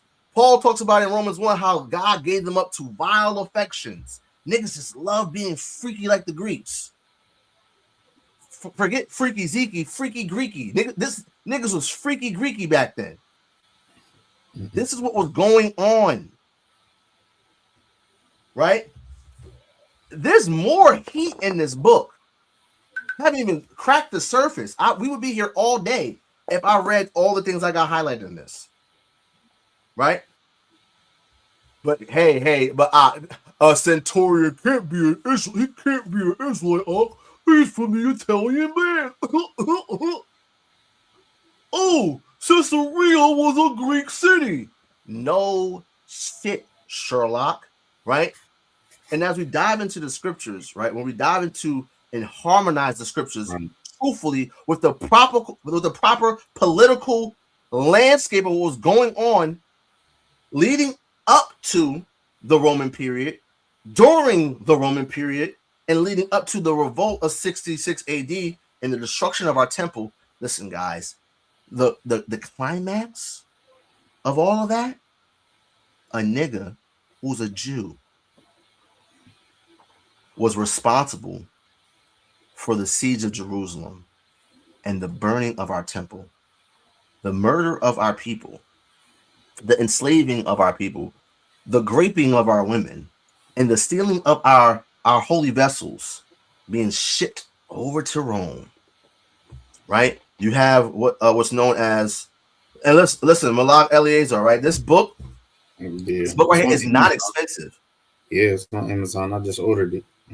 It's not expensive at all. I got this book for less than $20 years ago. And guess what, guys? Yeah, I never read the book.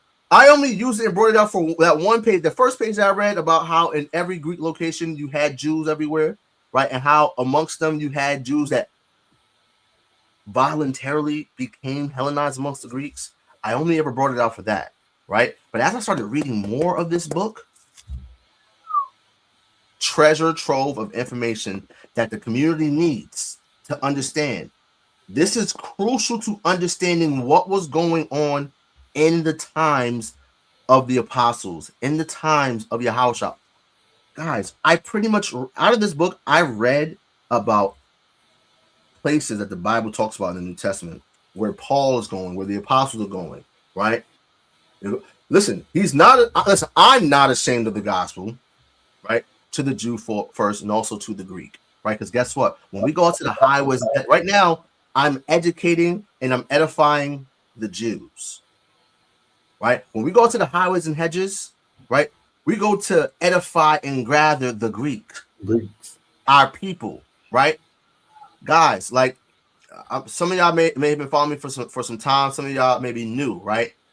My old channel got deleted, got clipped early this year, and had a video on why I denounced Alpha Phi Alpha.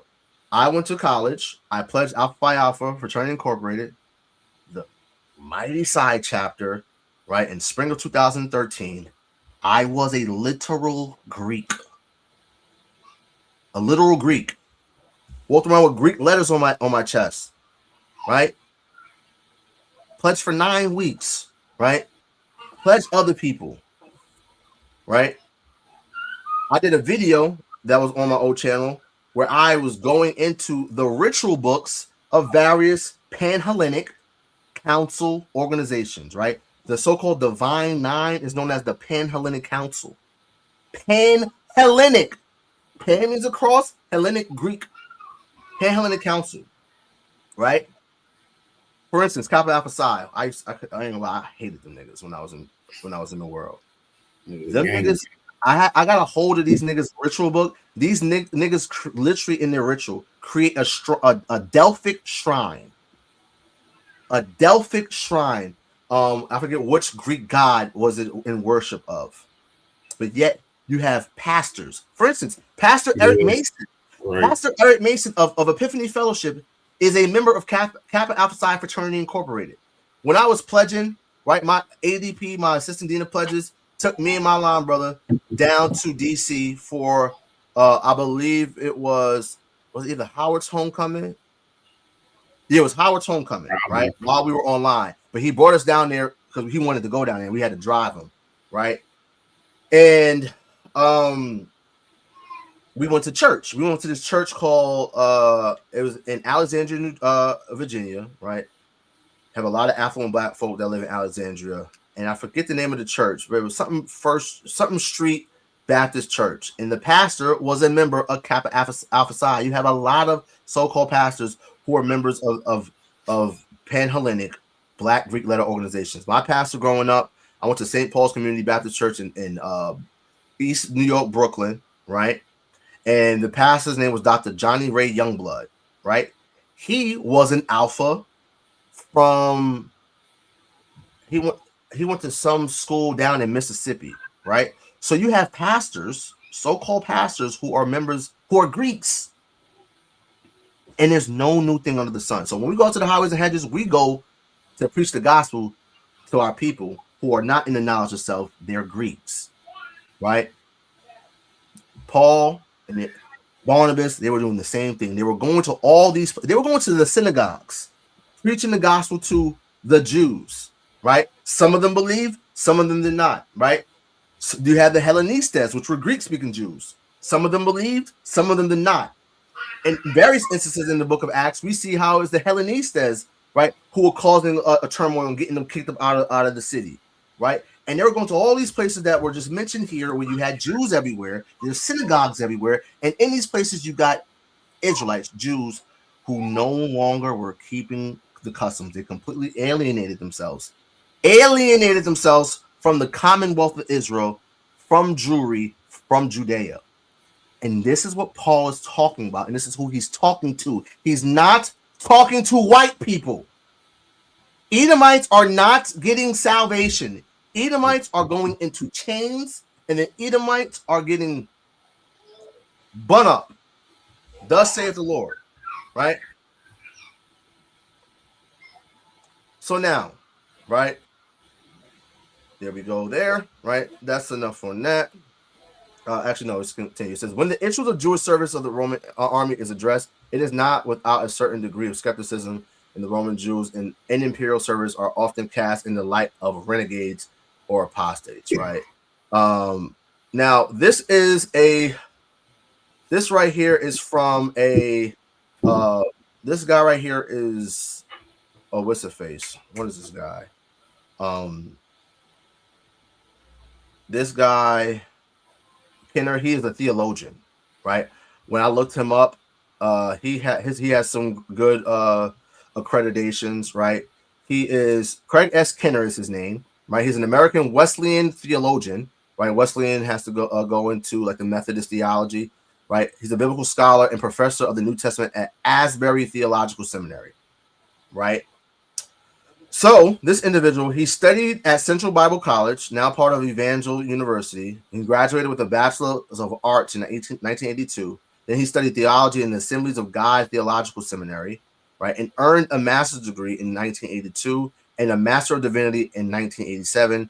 He also studied at Duke University in New Testament and Christian origins, and has a Doctor of Philosophy that he got in 1991, right? So right here in his scholarly article, right, he says here, this is on page, this would be page 168, right? He goes on to say, it says, literary evidence indicates that in most of the early first century, Caesarea had a cavalry unit of 5 infantry cohorts and auxiliaries. Archaeological evidence also attests to an increasing Roman presence and influence. Soldiers were certainly stationed there after this period. During the latter governorship of Felix, Jews provoked Syrians in Caesarea. Josephus talks about this. The Syrians had less wealth than the Jews in Caesarea, but counted on connections with the soldiers stationed there. Most of them were from either Caesarea or Sebaste. Now, Caesarea and Sebaste are technically the same thing, right? Conflict escalated, and when the Jewish side refused to desist, Felix set his soldiers against the crowd and let them plunder the homes of well-to-do Jewish citizens. In times of conflict, the Roman auxiliaries in Caesarea were mainly Syrian, would side with the local Syrians against the Jews. Now, again, Josephus also lets us know that you had a plethora of Jews living in Syria, that most Jews living outside of Palestine, living outside of the land of Israel, lived where? In Syria, right? It says, so again, you have these Hellenized Jews, you have regular Jews. These regular Jews, they're more affluent, blah, blah, blah, blah, right? So if you think about the brother that we just talked about, right? I'm tired of not having my own. So what do? Right. You go and you join what? The military, right? From this, we may gather that within no more than 3 decades of Cornelius' encounter with Peter, the majority of the Gentile soldiers in Caesarea were anti-Jewish, or at least would prove pro-Syrian if a conflict between the two groups arose. They also had local ties, right? Most relevantly, an explicit passage in Josephus describes Gentile soldiers already stationed in Caesarea at the close of Agrippa's rule.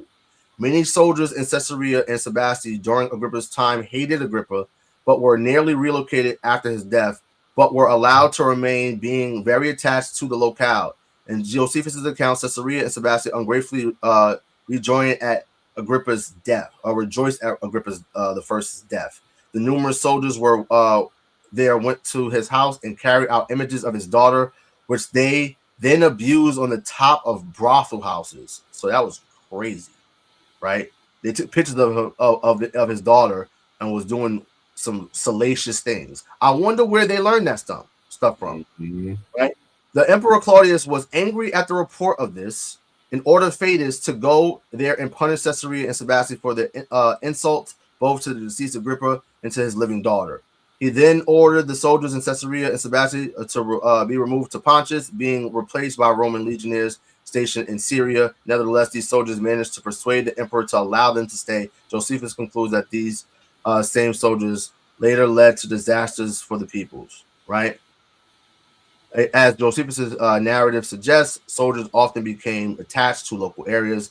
By the 2nd century, soldiers were usually recruited locally and stationed in single location, but stability was less characteristic. Right? Now, this says by the 2nd century, right? Paul, right? Cornelius, this is during what? The 1st century, right? So this is what was going on. It says in the 1st century, but more common than the earlier times. The military camps were often closely connected with their locales. In peacetime, soldiers could function as both engineers, some projects solely for their own benefit, but others, like bridges and roads, would ultimately be put to more civilian use. Rome also used military engineers and soldiers to help local public projects, localities, help supply army camps, which helped to stimulate local economies. Temporary settlements often grew up around any camps containing merchants, artisans, and women who often bore children to the soldiers. It appears that the soldiers stationed in Caesarea felt at home and there wished to remain, right? So again, right, they got them from local Syrians, typically, right? And as we brought out earlier through via Cherakova, you had what? Jews all over Syria, right? Josephus says you had more Jews in Syria than any other place outside of Palestine, right? Kind of like, for instance, for Puerto Rico, right? For Puerto Ricans, there's more Puerto Ricans that live in New York City, just New York City, than in Puerto Rico. So the diaspora, because the children of Israel are on the sands of the sea, the stars of the sky, they're very, very fruitful. All right. So bing, bang, boom. The narrative that, Joseph, Cornelius, he's a heathen. He's from the Italian land. We can put that to bed, right? It's over for niggas, right? So now we talked about Tiberius Julius Alexander, this bootlicking ass nigga, right? So now let's read Acts 10, right? And Peter's vision. Let's get into the actual text. Okay. This is Acts chapter 10. You should start at verse 11.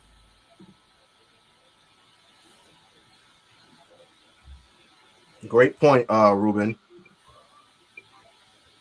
Right, another great point. Colin Powell was a 4-star general and is a Benjamite. Ain't no new thing under the sun. It was like Marcus Garvey, didn't he ascend to like high level? No, he was very anti the establishment. But let's read that out. I thought he like got like he bought a shipping company, right? And he was trying to get niggas to go back to Africa. Yeah. This is Acts 10 and 11. And Saul, that's what you want. Yeah. And Saul, heaven opened, and a certain vessel descending. A certain what? Vessel. A certain vessel. Pay attention to the word vessel, right? We're going to get deep. Read on. Descending unto him, as it had been a great sheet knit at the four corners, and let down to the earth, wherein were all manner of four-footed beasts of the earth, and wild beasts, and creepy things, and fowls of the air. And there came a voice to him, Rise, Peter, kill and eat. But Peter said, Not so, Lord, for I have never eaten anything that is common or unclean. Common or unclean. Pay attention to, so common, unclean, vessel, right? Beast. These are very important words, right? Read on. And the voice spake unto him again the second time, What God have cleansed, that call not thou common. What God hath cleansed. See, God, the Most High God, he speaks through the mouth of his prophets, right? So we're going to see how God speaks through the mouth of his prophets as pertaining to this, right? Read on. Con, what God, Salakia, again, what God have cleansed, that call not thou common. This was done thrice, and the vessel was received up again into heaven. Okay, so now here in Acts 10 and 11, right? The word we have here that's translated as vessel is this Greek word right here, Strong's G 4632, right? Skaios. Skaios. Let's take a look at the Thayer's Greek lexicon. This word right here is translated in Septuagint as this word right here, right? My good brother Zion Lex will probably pronounce this Kali, right? Or Kalia, right? Kalia, right? So let's take a look at where this, we're gonna go to a bunch of places where this word is translated. Let's get Isaiah 52. Now, Isaiah 52, right? If you guys did not watch my last video, right? After this video is done, right? You need to watch the video on another gospel being taught by the brothers who now are forwarding that that Cornelius is a heathen, and we just saw all this evidence to prove otherwise. And now we're going to look into the text of what's going on concerning Cornelius in Acts the 10th chapter. Right now, what I want to also note is that in Acts the 10th chapter, it says that Cornelius had a great rapport amongst the people. When it says he had a great rapport amongst the people,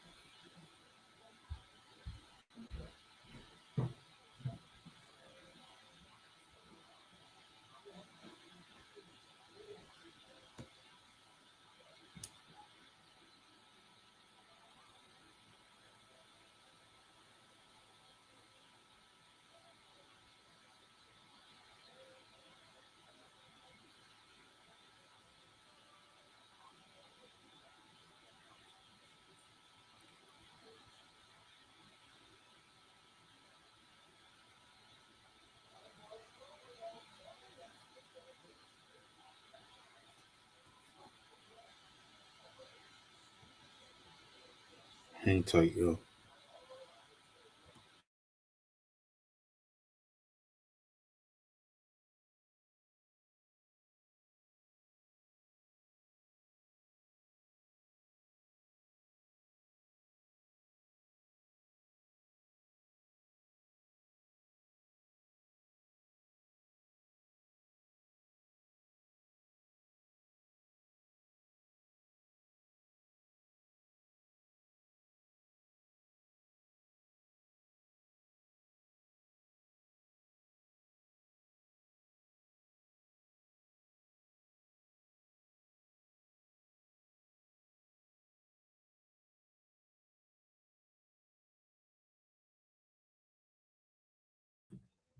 all praises. Can y'all hear me? Check, check, check. Con. All praise to Most High. I knocked out my power source and it disconnected my camera and my mic. So let me just get us that set up here.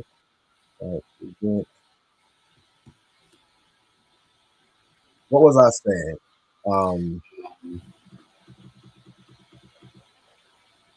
Okay, so I was speaking to what we just brought out in all these different scholarly sources, right? Since brothers want to, they only respect scholars, right? I sound muffled. Clear to me. Audio, check, check, check. Okay, cool. Yeah, I should be good. Right, all praise to the Most High. So again, there was tension between the Syrian Greeks, the Hellenized Greeks, Hellenized Syrians, and the Jews, right? The fact that it says that in Acts 10 that Cornelius is a devout man, one who feared God, right? One who gave me alms to the people. He had a good report amongst the people. What people would that have been? The Jews there. But there was tension between the vast majority of people of his ilk, right? His fellow Greeks, Hellenized individuals, right? Mind you, he has a Roman name, right? A Latin name, right? So we see here, right, that there is a vessel, right? What God called common, what God has cleansed, do not call common or unclean. So we got to pay attention to the words vessel, common, unclean, or cleansed. We have to pay attention to the word beast. These are very key terms that we're going to bring out very shortly. So again, we see the word, this Greek word is translated throughout the Septuagint for the word kali, which means vessel, right? No, so let's read. So I was saying, if you watch my video where I'm saying how these brothers are teaching another gospel, right? I go into Isaiah 52, right? I go into Isaiah 40, I'm going to Isaiah 61, I'm going to Isaiah 62, right? The idea that non-Israelites are receiving access to the new covenant, receiving the salvation that Israel gets, right? That goes against the gospel. Thus saith the Lord, right? So let's read Isaiah 52 from verse 7. Khan started at verse 7. It says, how beautiful upon the mountains are the feet of him that bringeth good tidings, that publisheth peace, that bringeth good tidings of good, that publisheth salvation. That publisheth what? Salvation. That saith unto Zion. Unto who? Unto Zion. Unto Zion, which represents the Israelites. What? Thy God reigneth. Your God reigneth. Right? Very important. Okay? Your God reigneth. Zion. This is the gospel. The good news. The good tidings. Verse 8. Verse 8. Thy watchmen shall lift up the voice. With the voice together shall they sing. For they shall see eye to eye, when the Lord shall bring again Zion. Break forth into joy, sing together, ye waste places of Jerusalem. Come on. For the Lord have comforted his people. He have comforted who? His people. His people, the Israelites, and have what? He have redeemed Jerusalem. Redeemed Jerusalem, again, which represents the Israelites. Read. Con, that's in Luke. No, keep going, Isaiah, verse 10. Verse 10, the Lord have made bare his holy arm in the eyes of all nations. And all the ends of the earth shall see the salvation of our God. So let's slow down, right? We have to unpack this particular verse, right? So in Isaiah 40, right, which is the first place prophetically we see the usage of the gospel, right? The first prophetic mention of the gospel is in Isaiah the 40th chapter. And it just so happens that in verse 10, it talks about his holy arm. It says that his holy arm shall rule for him. Talking about Yahawah, the Father, right? Who's going to give dominion to the Son of Man, which is Hamashiach Yahawashi, right? When we look here at verse 10, it says he have made bare his holy arm in the eyes of all the nations, meaning Yahawashi was crucified, right? He's the most famous man ever. The whole world knows about it. They didn't all physically see it, right? But we see all types of reenactments. We got the Passion of the Christ, blah, blah, blah, blah, right? Everyone knows about Jesus and his crucifixion, right? And it says, all the ends of the earth shall see the salvation of our God. But when we read further up, it says in verse 7, publish this good news and publish this salvation and say unto Zion, your God reigns. So this is the gospel, right? Read on. Con, verse 11. Excuse me. Depart ye, go ye out from thence. Touch no unclean thing. Touch no unclean. Come out from where you are. Touch no unclean thing, right? Read on. Go ye out of the midst of her. Be ye clean. Be ye clean. This is talking to Israel. Be ye clean. Right? Now, how would Israelites become filthy? Oh, by breaking the commandments. Right? The scriptures tell us, wherewithal shall a young man cleanse his way? But by taking heed to the word of God. Who is the word of God? Hamashiach Yahawashi. So again, Yahawashi died not just for the Jew, not just for the Hellenistes, but also for the Hellenized Jew. This is who the apostles are going to, right? It's very clear. This is who Paul is writing to. Read on. Be ye clean. Be ye clean that bear the vessels of the Lord. So these are the vessels of the Lord, the Israelites who are coming from out of her, coming from the midst of the other nations. He's saying, be clean. You're clean. And you're the vessels of the Lord, right? So this vessel, right? That word that's used in Acts 10, right? Skeu, right? Skeuos is the translation of the word kali, right?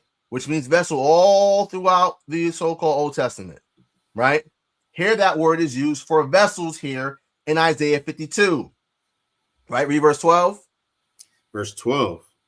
For ye shall not go out with haste, nor go by flight, for the Lord will go before you, and the God of Israel will be your reward. The God of Israel will be your reward. Who is the your? Zion, the Israelites, not Edomites, not Ammonites, not Moabites, not any other than an Israelite. That's it. Thus saith the Lord. Again, I bring this out all the time. This is one of my favorite. Again, I love Isaiah. Isaiah is my favorite prophet. And what we have to understand is that the Most High God speaks through the mouth of his prophets. In Isaiah 8 and 20, it says, to the law and to the testimony, if they speak not according to this word, is because there's no light in them. The testimony will be the prophets, right? Revelation 19 and 10 and 11 says that the testimony of Jesus Christ, Yahawashi, Hamashiach, is the spirit of prophecy. Yahawashi said, well did Isaiah prophesy, right? So this word that's translated as vessel that's coming down from heaven with all these wild beasts, unclean beasts, that same word is used for vessels all throughout the New Testament, and is being spoken of Israelites being told to be clean. And what washes us? What makes us clean? It's the blood of Hamashiach Yahawashi, right? When I was growing up in the church, right, I used to sing on the choir back in college, and one of my favorite songs was "The Blood Still Works." The blood of Yahawashi is upon us, right? When we buffeted him, right? When we offered him up, and I'm saying I'm just talking about the Jews at that time. When he was offered up, right? That was a ritual. That was a Levitical ritual that was going on. He was buffeted. They put his hands on him as the priests put their hands on a sacrifice. He is led as a lamb to the slaughter, but he spake not a word, right? He was done before the shearers, right? To be cut off. When you go to the shearers as a lamb, what's getting ready to happen? That fur, that wool's getting ready to be cut off, right? But he was led as a lamb to the slaughter. And what do we say? His blood be upon us and our children. And our children, right? Listen, I know it was blood. This is what cleanses us. Yahawashi's sacrifice, his blood, is what cleansed us. And this is prophesied in Isaiah, the 53rd chapter. The next chapter, might I add. But let's continue, right? This is easy work, right? This is easy work through the spirit and power of Yahawah Basham Yahawashi. The fact that niggas don't get this in 2025, listen, like the elder Yahawashi said, if a nigga don't get it, we are moving on, right? Let's continue.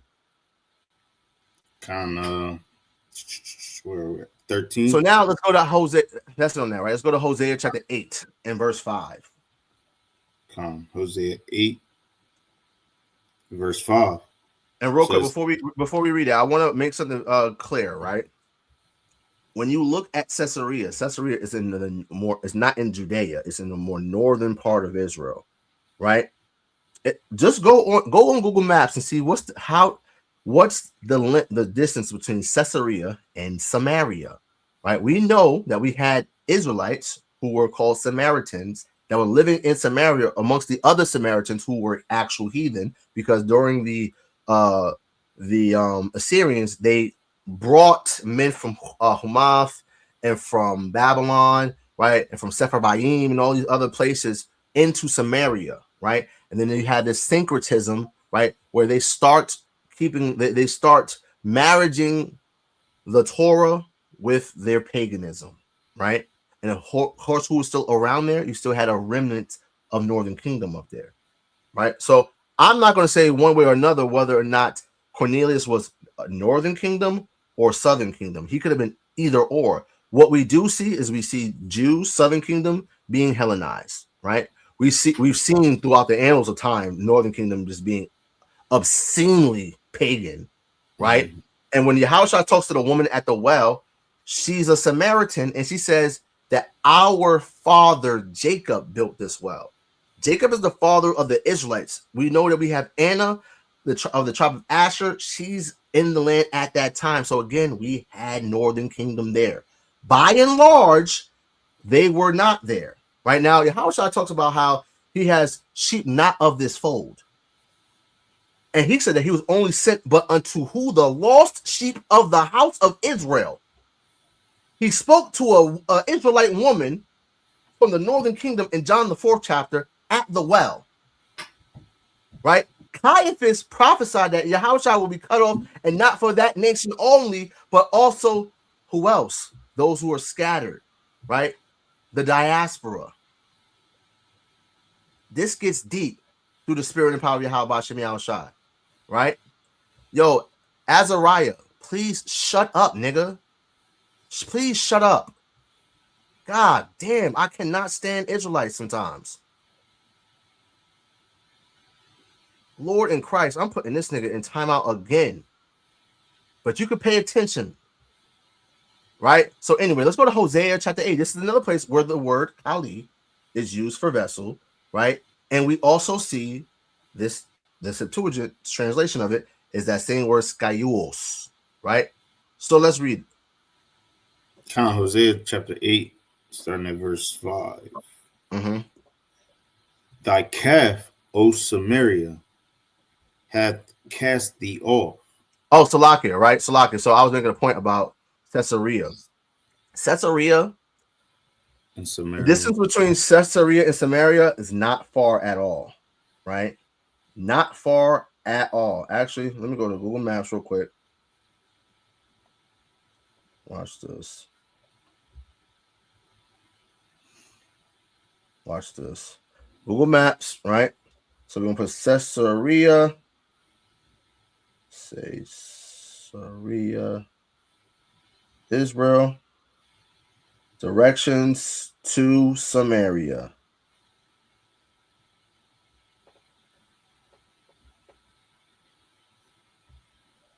Driving is 1 hour and 30 minutes. Walking is 12 hours. We read all throughout the so-called New Testament, Yahawashi walking from Judea. They traveled from Judea all the way up to Galilee and back and forth, right? They were using like very non-fast means of travel, right? Niggas was walking, taking a horse, a donkey, what have you, right? So it doesn't take long to get from Samaria to Caesarea, for the record, right? So could he be Northern Kingdom? Could he be Southern Kingdom? We don't know, right? But we know he was an Israelite, because in that time you had Israelites who were in the Roman Empire army, and when they were enfranchised from the localities of the places where they were stationed, they took on Roman names, right? So let's look at Hosea chapter 8 and verse 5. Count Hosea chapter 8, verse 5. Thy calf, O Samaria, hath cast thee off. Mine anger is kindled against them. how long will it be ere, how long would it be ere they attain to innocency? How long are they going to continue the error, right? And when are they going to try to become innocent? When are they going to try to repent, right? Read on. For from Israel was it also. The workman made it. Therefore it is not God. But the calf of Samaria shall be broken in pieces. Come on. For they have sown the wind, and they shall reap the whirlwind. So the whirlwind, right? The whirlwind is just God's wrath and destruction that's coming to them. Read on. It have no stalk. The bud shall yield no meal. If so be it yield, the stranger shall swallow it up. So whatever comes of Samaria, the strangers, non-Israelites, are going to swallow it up. And guess what? Northern Kingdom was swallowed up by who? The Assyrians, right? Read on. Israel is swallowed up. Now shall they be among the Gentiles. Shall be among the Gentiles as what? As a vessel wherein is no pleasure. A vessel wherein there is no pleasure. God said that Israel, referring to Northern Kingdom in this context, would be swallowed up by the heathen. They'll be scattered among the heathen, among the Gentiles, as non-pleasurable vessels. The same word that's used here in Acts 10 is the same word that's used here in the Greek of this text, right? Let's continue. Go to Hosea chapter 13 and verse 12. This is Hosea chapter 13 and verse 12. The iniquity of Ephraim is bound up. His sin is hid. His is bound up. His sin is hid, right? Meaning he's now being healed from his iniquity. Read on. The sorrows of a travailing woman shall come upon him. He is an unwise son, for he should not stay long in the place of the breaking forth of child. I will ransom them from the power of the grave. I will ransom them from the power of the grave. Is that not what Yahawashi did through his blood, which was shed for my people Israel? Right? Read on. I will redeem them from death. O death, I will be thy plagues. O grave, I will be thy destruction. Repentance shall be hid from mine eyes. All right, let's read on. Though he be fruitful among his brethren, an east wind shall come, the wind of the Lord shall come up from the wilderness. So when we see the phraseology, the usage of the east wind comes from the west and blows east, right? We look in the book of Jeremiah, it says that I will scatter them as with an east wind, right? Northern Kingdom, where they go, by and large, went into where? Assyria, right? They by and large they left Assyria, came to Arsareth, which would be east of there, right? Even if you're looking at Samaria, right? Caesarea is east of Samaria. Just pointing that out, right? Read on. Where was I? Again, verse 15. Though he be fruitful among his brethren, an east wind shall come. The wind of the Lord shall come up from the wilderness, and his spring shall become dry, and his fountains shall be dried up. He shall spoil the treasure of all pleasant vessels. Of all pleasant what? Vessels. All pleasant vessels. Read on. Samaria shall become desolate. For she have rebelled against her God. They shall fall by the sword. Their infants shall be dashed in pieces, and their women with child shall be ripped up. So when did this happen? When the Assyrians came in and spoiled their land, right? Came with an east wind. Last time I checked, Assyria is northeast of Samaria, right? Came, spoiled them up, right? Spoiled the treasure of all the pleasant vessels. The treasures were the bountiful harvest from the promised land that God gave to the children of Israel. And in this context, talking about the northern kingdom, right? The Assyrian came and did what? Spoiled the treasures of all the pleasant vessels. The Israelites are these supposed to be pleasant vessels. But why is Ephraim spoiled? Right? Why? Because of his iniquity, because of his sin, right? So let's move on, right? Let's go back to Acts 10 and we're going to read verse 14, right? Acts 10, verse 14. But Peter said, "Not so, Lord, for I have never eaten anything that is common or unclean." And the voice spake unto him again the second time, "What God hath cleansed, that call not thou common." This was done thrice. That's on that, right? So the point is, God said, "Well, I have cleansed, don't you call uncommon," right? Again, going back to Hosea 8 and verse 8, it says, "Israel is swallowed up. Now shall they be among the Gentiles as vessels wherein there's no pleasure," right? So they were unpleasurable. This is why, this is why he's giving them the vision, right? This vision of a vessel with unclean beasts, right? And he's saying, "Hey, arise and eat." Why? Because he's a Jew and he's remained in Jewry. He's remained in keeping the commandments, right? So he said, "I've never eaten anything common or unclean." And he says, "Don't call what I've cleansed common or unclean," right? And then when we go to, again, Hosea 13, right? Where we at?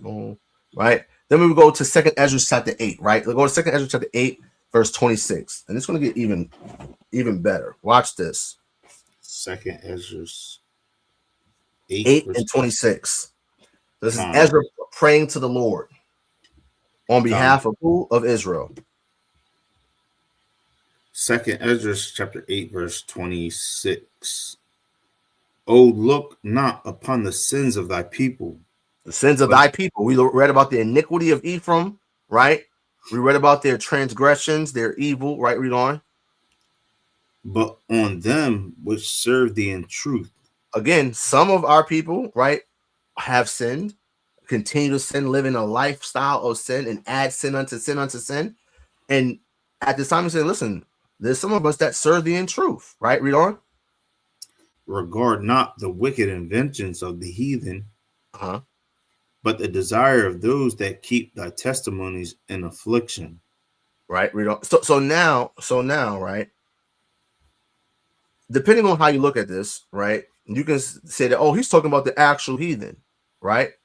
But I would surmise that he's actually talking about our people who have lived in iniquity, right? And who has lived in more iniquity, right, than the northern kingdom, who was so iniquitous and so evil that the Most High God, by and large, got them from in front of his face, cast them out of the land, and never came back, by and large, right? Read on. Verse 28. Think not upon those that have walked vainly before thee, but remember them which according to thy will have known thy fear. Again, because some of us keep your commandments, some of us don't. Remember us, right? Read on. Don't take the promises that you gave to our fathers, right, and give it to someone else, right? Read on. "Let it not be thy will to destroy them which have lived like beasts." He's also praying for our people who have done what? Lived like beasts. The heathen are called beasts throughout the scriptures. He's saying, do not destroy them of us that have lived like the beasts, like the heathen. Read on. "But to look upon them that have clearly taught thy law." Read on. "Take thou no indignation at them which are deemed worse than beasts." Deemed what? Worse than beasts. Why would the children of Israel who live like the beasts be deemed worse than beasts? Because they were chosen above all nations to be a holy and separate people, right? Above all nations. But they condescended down to the level of people who God put them above and lived like them. So now you're worse than a beast, right? Think about it. This is in the mindset of Jews from this time forward and even prior to, right? Read on. But love them that always put their trust in thy righteousness and glory. Uh-huh. For we and our fathers do languish of such diseases, but because of us sinners, thou shalt be called merciful. Uh-huh. For if thou hast a desire to have mercy upon us, thou shalt be called merciful, to us, namely, that have no works of righteousness. Again, talking about of our people. So just like Moses prayed to the Most High, spoke to the Most High on behalf of Israel, where God said, listen, I'm about to kill all these niggas and start over with just you, Moses. He said, Lord, you can't do that. Don't do that for your name's sake. Because guess what? If God did that, right, he wouldn't be breaking his promise, because Moses would have still been a descendant of Abraham, Isaac, and Jacob. And through his loins, a nation, right, could have been restarted, right? A new nation, right? But he said, don't do that. You just brought us out of the land of Egypt, right? Your name, right? You know, in your judgment, your name is going to go, and the fear of the dread of your name is going to be on the heathen. Very similarly, so Ezra, who also talked to an angel in a burning bush, prays for it on Israel's behalf on the righteous and the sinner, and said, don't let it not be your will in your indignation to pour upon your wrath and to destroy those who have lived like beasts and have been deemed worse than beasts. So this is what's been going on, and this is what we got to understand in this time, right? So we finished up on that, right? So now going back to Isaiah 52, right? The Lord says, right? Depart ye, come out from thence. Out from where? From where you've been scattered amongst the nations, right? Because guess what? Your salvation, the whole earth is going to see the salvation of our God when he saves us from amongst them, where he's now telling them to touch no unclean thing, because you need to be clean. Come out of the midst of her, be clean, that bear the vessels of Yahawah, right? These vessels are now made clean, right? These people who live like beasts are now made clean through the blood of Hamashiach Yahawashi, which was shed for the remission of sins of the children of Israel. So now, Acts 10, right, in verse 28, read that. Acts, you said 28 and 10? 10 and 28. 10 and 28. Salakia. This is Acts 10, verse 28. And he said unto them, ye know how that it is an unlawful thing for a man that is a Jew to keep company or come unto one of another nation. But God hath showed me that I should not call any man common or unclean. Any man, right? So for the Christians, oh, God cleansed all meats, and Peter. My mom, to this day, I'm like, Mom, this has absolutely nothing to do with you being able to eat a Baconator, right? This vessel with these unclean beasts are about men. God has shown me that I should call no man common or unclean, right? So now, right, because God cleansed. Who did God promise he will cleanse? The children of Israel, right? Right. Literally, it says that I will. If you watch my eternal life video, right, it says that I will sprinkle clean water upon them, and y'all shall all be righteous, right, in the book of Ezekiel, right. So here in verse 28, it says, he said, you know, it's an unlawful thing for a man that is a Jew to keep company with him of another nation. Now, for the gentleman who thought he has a freaking point about, oh, the word alophilos is used, goofy. Alophilos, alos meaning another, phile means tribe. Right? Again, why is Peter saying it's an unlawful thing for a Jew to keep company, to eat with someone who is of another nation or of another phyle, another tribe? That word means tribe, right? It's translated as tribes, right? Let's look at the law, right? So, again, Cornelius was what? Uncircumcised, right? Right after Acts 10, we have Acts 11. Okay, and what does Paul? What is not Paul? What is said to Peter in Acts 11? Let's read Acts 11 from the top. Acts 11 from the top. And the apostles and brethren that were in Judea heard that the Gentiles had also received the word of God. And when Peter was come up to Jerusalem, they that were of the circumcision contended with him. Them of the what? Circumcision. The circumcision. Read on. Contended with him, saying, Thou wentest in to men uncircumcised, and did eats with them.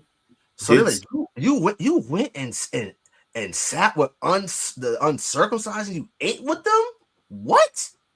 Why are their flabbergasted? Why?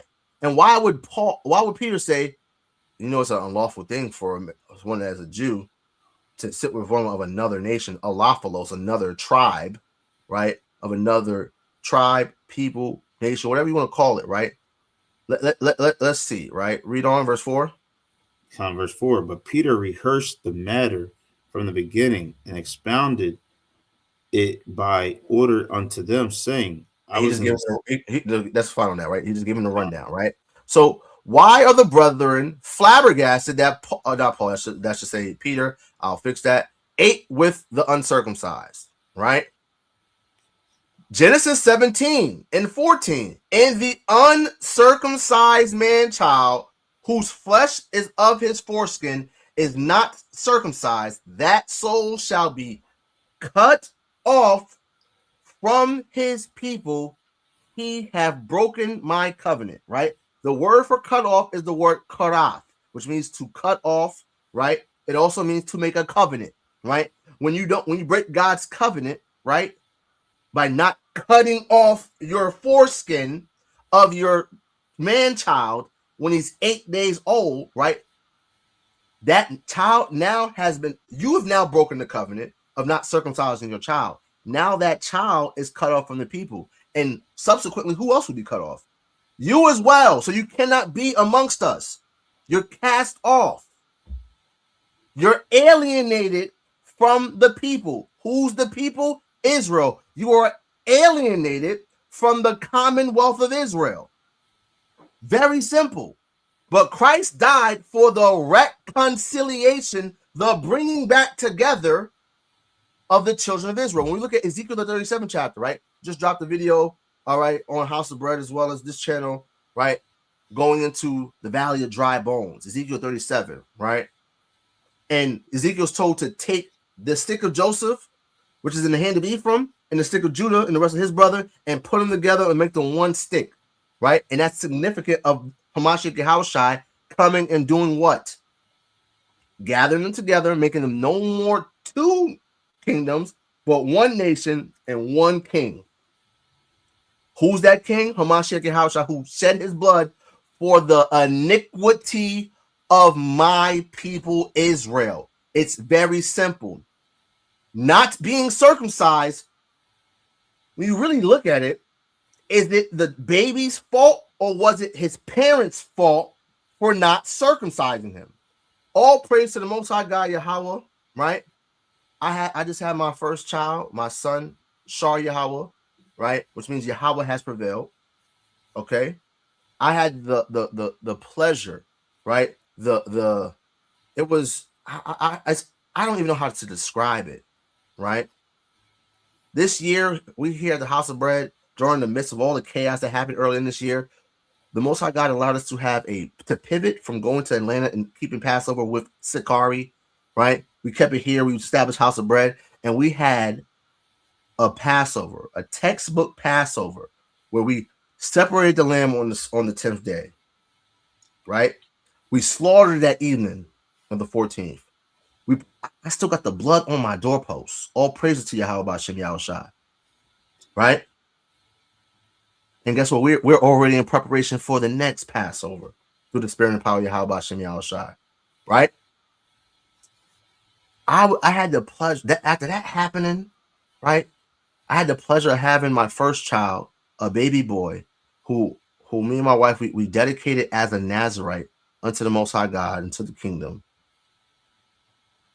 He was born. He's a little over 3 months now, right? And we had the pleasure of having him circumcised on the 8th day by a brother in the faith.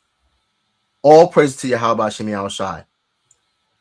If we didn't do that, if I did not, like, I'm gonna let you guys in on something, right?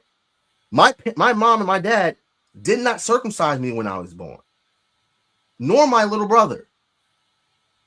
It was on both of us are in the truth now. It was on both of our spirits when we were teenagers. Hey, we need to get circumcised. This is well before coming into the truth, right? I had the pleasure of having my son, my firstborn son, who I love dearly. He's the most beautiful baby I've ever seen in my life, right? Had him circumcised on the 8th day. Was it my fault that I wasn't circumcised on the 8th day when I was born?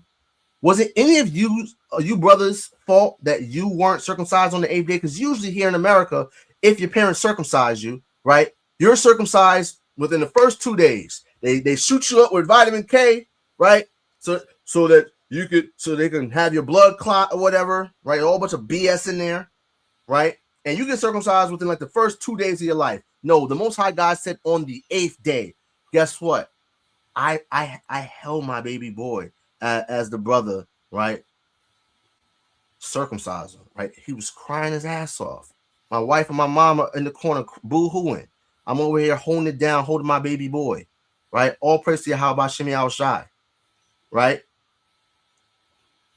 Because I take the commandments of God seriously and teaching the commandments of God seriously.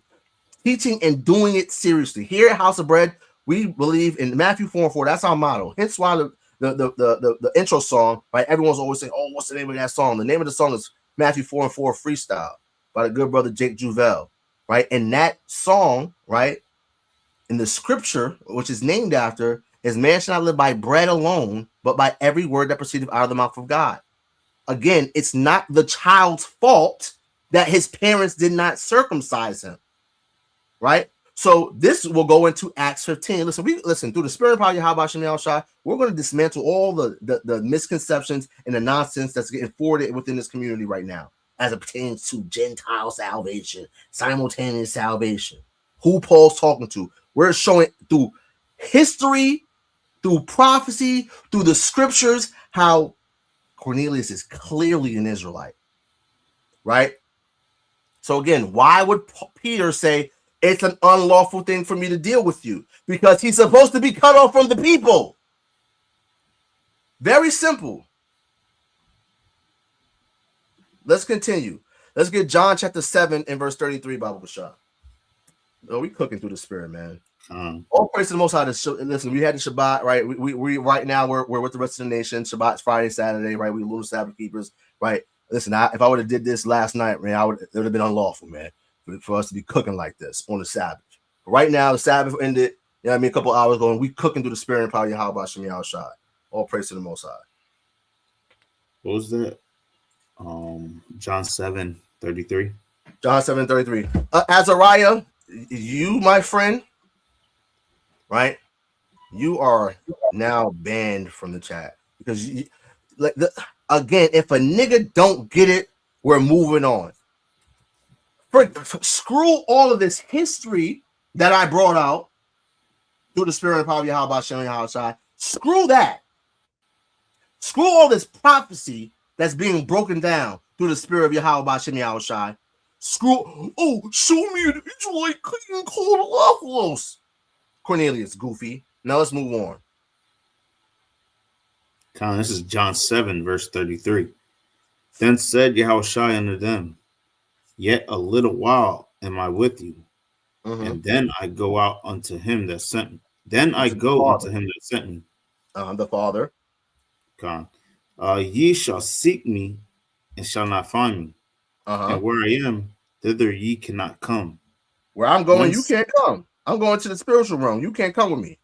Right? Read on. Then said the Jews among themselves. Whither will he go that we shall not find him? Where is he going that we ain't going to be able to find him?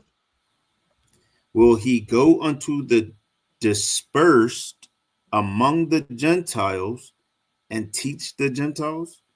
So here we see very clearly that the dispersed amongst the Gentiles are being called Gentiles. the dispersed amongst the Gentiles. They're dispersed from where? Dispersed from Israel, right? The Greek words diaspora, right? Spore. The word spore, right? And this goes into why mushrooms are not unlawful, right? Mushrooms grow from spores. They release spores. Even pollen is a spore, right? But the word spore etymologically means seed. The diaspora is the scattering of the seed of Israel to the four corners of the earth, right? So, with that said, the dispersed amongst the Gentiles, right, are being called Gentiles, right? And when we look at the Greek syntax, the parsing of the Greek, it says the diasporan down Hellenon, right? Diasporan, right? That's how it's inflected. Diasporan is in the accusative case, right? They're dispersed amongst where? The Hellenon, which is in the genitive case. Different set of people, right? And just so you guys understand, the genitive case refers to a noun or pronoun, right? That is the object, right? When you look at what's called the accusative case, all right, the accusative case in the Greek language, all right, denotes the accusative case refers to the case used for a noun or pronoun that is the direct object, right? Talking about the dispersed, right? And when we look at the genitive case, right, when you go on to Blue Letter, they changed this, John, a few years ago. But when you just look up genitive case, right, when you're doing the breakdown, relating or denoting to a case of a noun or pronoun, right, indicating close association, right? So clearly it's two different cases, right? And the dispersed amongst the Gentiles are being called Hellenas, right? When he goes to the dispersed, the diasporan amongst the Hellenon and teach the Hellenas. Who are the Hellenas? Oh, Hellenas also happens to be in the accusative case, showing that the dispersed are being called Hellenas. They're being called Greeks, called Gentiles. They're not being called what? Israelites. They're cut off from the people. These Greeks, as we read on, are what? Uncircumcised. Hence why it's Peter says it's an unlawful thing for me, a Jew, to be accompanied with you of another tribe, of another people, because you're cut off from who? From us. Now, phile is used in reference to who? It's used in reference to Judah, to Israel, several places throughout the scriptures. So when you got a simple nigga like Azariah, or whatever his name was, right? Oh, show me a Jew being called, or Israelite called Alophilos. What you demonstrate is that you have a third grade reading comprehension skills, right? And you cannot understand information. All of this information that we brought out in this book, right, as a plethora of other sources attesting to you the fact that you had Jews in the Roman military as high up as the top of the food chain. The nigga who was second in charge during the first Roman-Jewish War, the siege of Jerusalem, was an Alexandrian Jew who is the nephew of Philo, a renowned Jew. But somehow, some way, Cornelius can't be an Israelite because he's called Alophilos. He can't be an Israelite because he lives in Caesarea. He can't be an Israelite because he's a centurion. When I just read to you, when it pertains to the Roman military, they literally incorporated individuals from the locale in which they lived. And at that time, in that time frame, you had Jews all over the known world. Egypt, Cappadocia, they were, bro, it says Babylonia, right? Elamites, dwellers of Mesopotamia, right? I read a source where it says that 2,000 Jewish families were taken from Babylonia and brought to where? Asia Minor.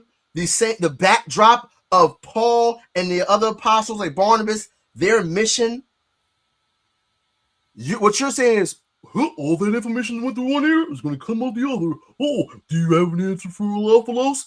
I swear, some of you niggas are just, there's no hope in some of you guys. And it's sad. I'll truly do all this work, right? All this scholarship to present information to our people so that we can understand the truth. This is a labor of love. And when you have silly niggas who don't know anything, right, who just want to be gainsayers, right? They love to just run their mouth, right? And here we have another goofball, wildolatry. Wildolatry. All right, I already destroyed this so-called understanding of Amos chapter 9, right? The Hebrew grammar demonstrates that the individuals who are doing the possessing of the heathen are the same people who God's name is upon. All right, and the prophet Isaiah would completely disagree with your interpretation of Amos the 9th chapter. All right, another goofball. Let's get you in timeout, right? So now, right, let's move on to Ephesians chapter 2 and verse 11. You had a point, Op? Con, just on the, you know, like I said, when we were just dealing with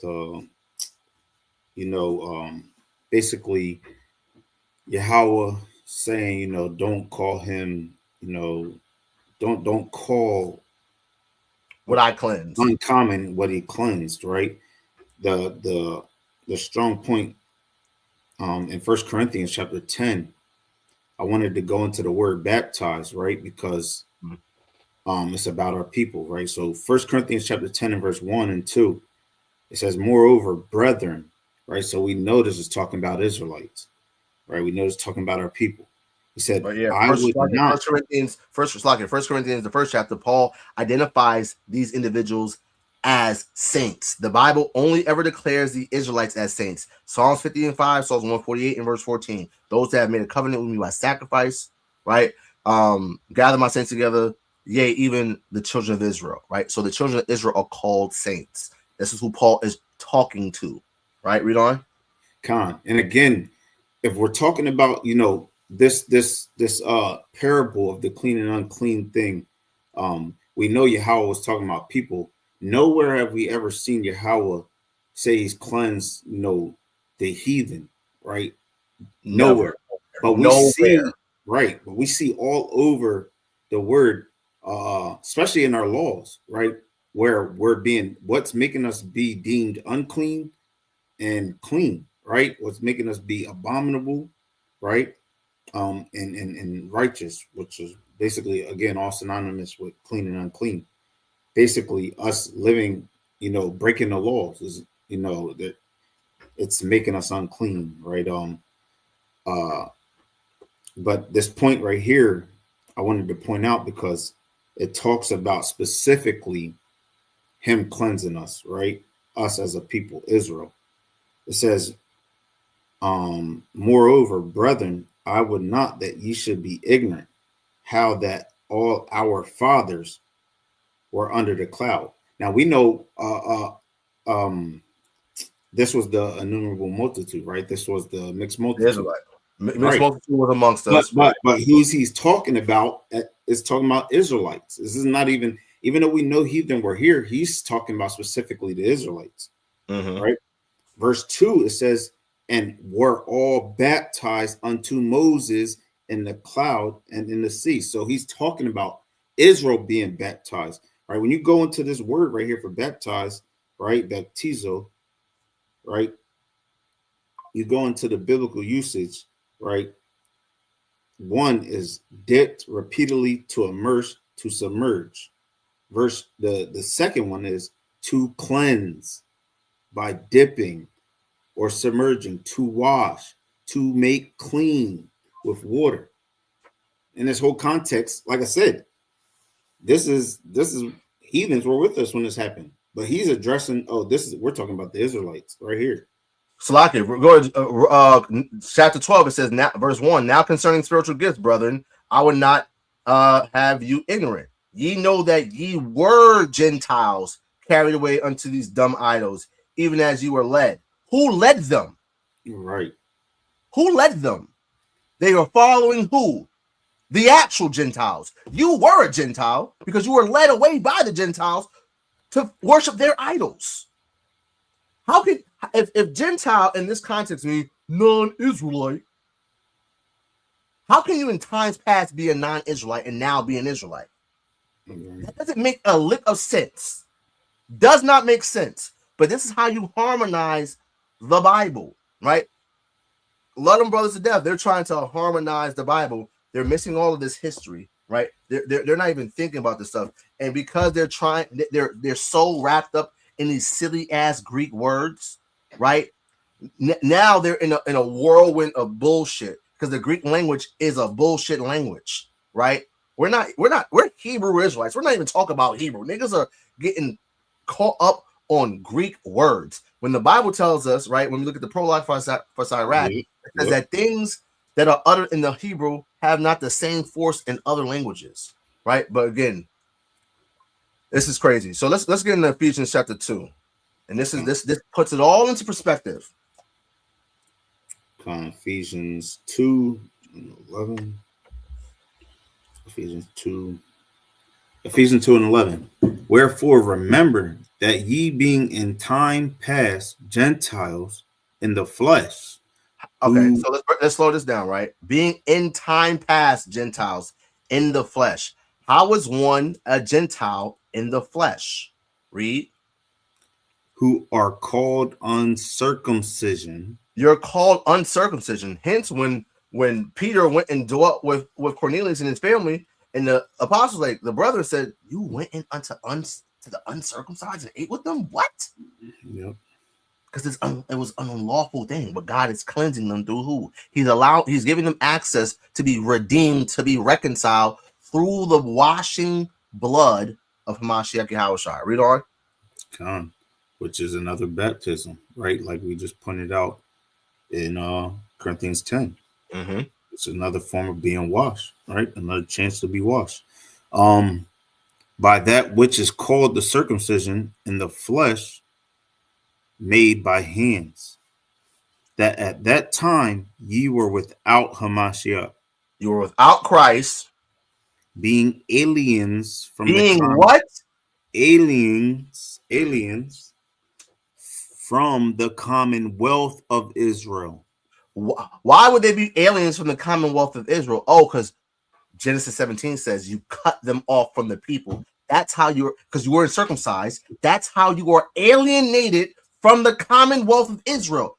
This is so easy. A caveman can get it, right? Read on. And strangers from the covenants of promise. You've been estranged from the covenant of promise. Who were the covenants given to? Who are the promises given to? Paul lets us know in Romans 9, 3 and 4 that the covenants belong or pertain to Israel. And as for the fathers, the promises, that's why Christ came. The promises and the covenants belong to the Israelites who were uncircumcised and following the heathen, carried away unto idols and not worshiping our God. They are alienated from the commonwealth of Israel, right? Alienated from the commonwealth of Israel, right? Read on. And Salakia, just to add, this is how you know this is talking about Israelites that just went off, because if this is talking about heathen, right, then there's no point of even harping on the covenants and the promises and this and that, because you're already opening it up to, if anybody could be a part of this, then why even stress these points when we know this is the stuff that was given to Israel, right? Mm-hmm. The first fruits of these things is for Israel. Like this is for Israel. So it's like, how can we sit here and try to make it seem like, oh, this uncircumcision is talking about heathens, right? When the context is already letting us know the things that the Most High dealt with, directly with Israel and what he gave to Israel. Yeah, I just had to time out a bunch of goofballs. I had to, right? Listen, we ain't got time for the nonsense, right? So let's get back to Ephesians 2, right? So you're strangers, you're estranged from the covenants of promise, having no hope. Read on. Having no hope and without God in the world. You're in the world amongst the Gentiles, and you're without our God because you were alienated from our God. You were cast off due to your iniquity. You following pagan idols, right? You being uncircumcised, all of this stuff, right? Read on. But now in Hamashiach Yahawashi, ye who sometime were far off are made nigh by the blood of Hamashiach. You're reconciled. Read on. For he is our peace, who have made both one and have made both what? Both one. Again, when we look at Ezekiel 37, Ezekiel's told, take this stick and this stick, Judah and Ephraim, right? Put them together, right? And again, that's all indicative of Hamashiach Yahawashi, of him coming, right? God making an everlasting covenant with them, the house of Israel, and David, their king, ruling over them, right? That being Yahawashi. Okay, very simple. He has, through his blood, he has made you now nigh, you redeemed you, and now made us one. Right? Read that part again. Khan, verse 13. But now in Hamashiach Yahawashi, wait, that's where I was at. No, verse 14. Salakia. For he is our peace, who have made both one, and have broken down the middle wall of partition between us, having abolished the what? Partition between us. A middle wall of partition between us. Okay, let's read on. Con. Having abolished in his flesh the enmity between us, because we were divided, right? The house of Israel was divided, right? Read on. Salaki, I want to see something real quick. The word enmity.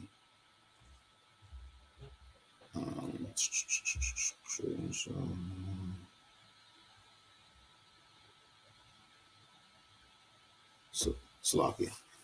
Even the law of commandments contained in ordinances, for to make in himself of twain one new man, so making peace. Again, so making peace, right? We go from being two kingdoms, two separate people, to becoming one people, right?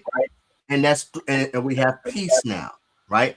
The adversaries of Judah shall depart, right? Ephraim shall not vex Judah, and Judah shall not vex Ephraim. Ephraim shall not envy Judah, right? That's that enmity, right? And then even if you're looking at it from the perspective of Jews of Judea and those that became Hellenized and follow the ways of the heathen, they also have access to become what? To be reconciled as well, right? Again, we're talking about uncircumcision.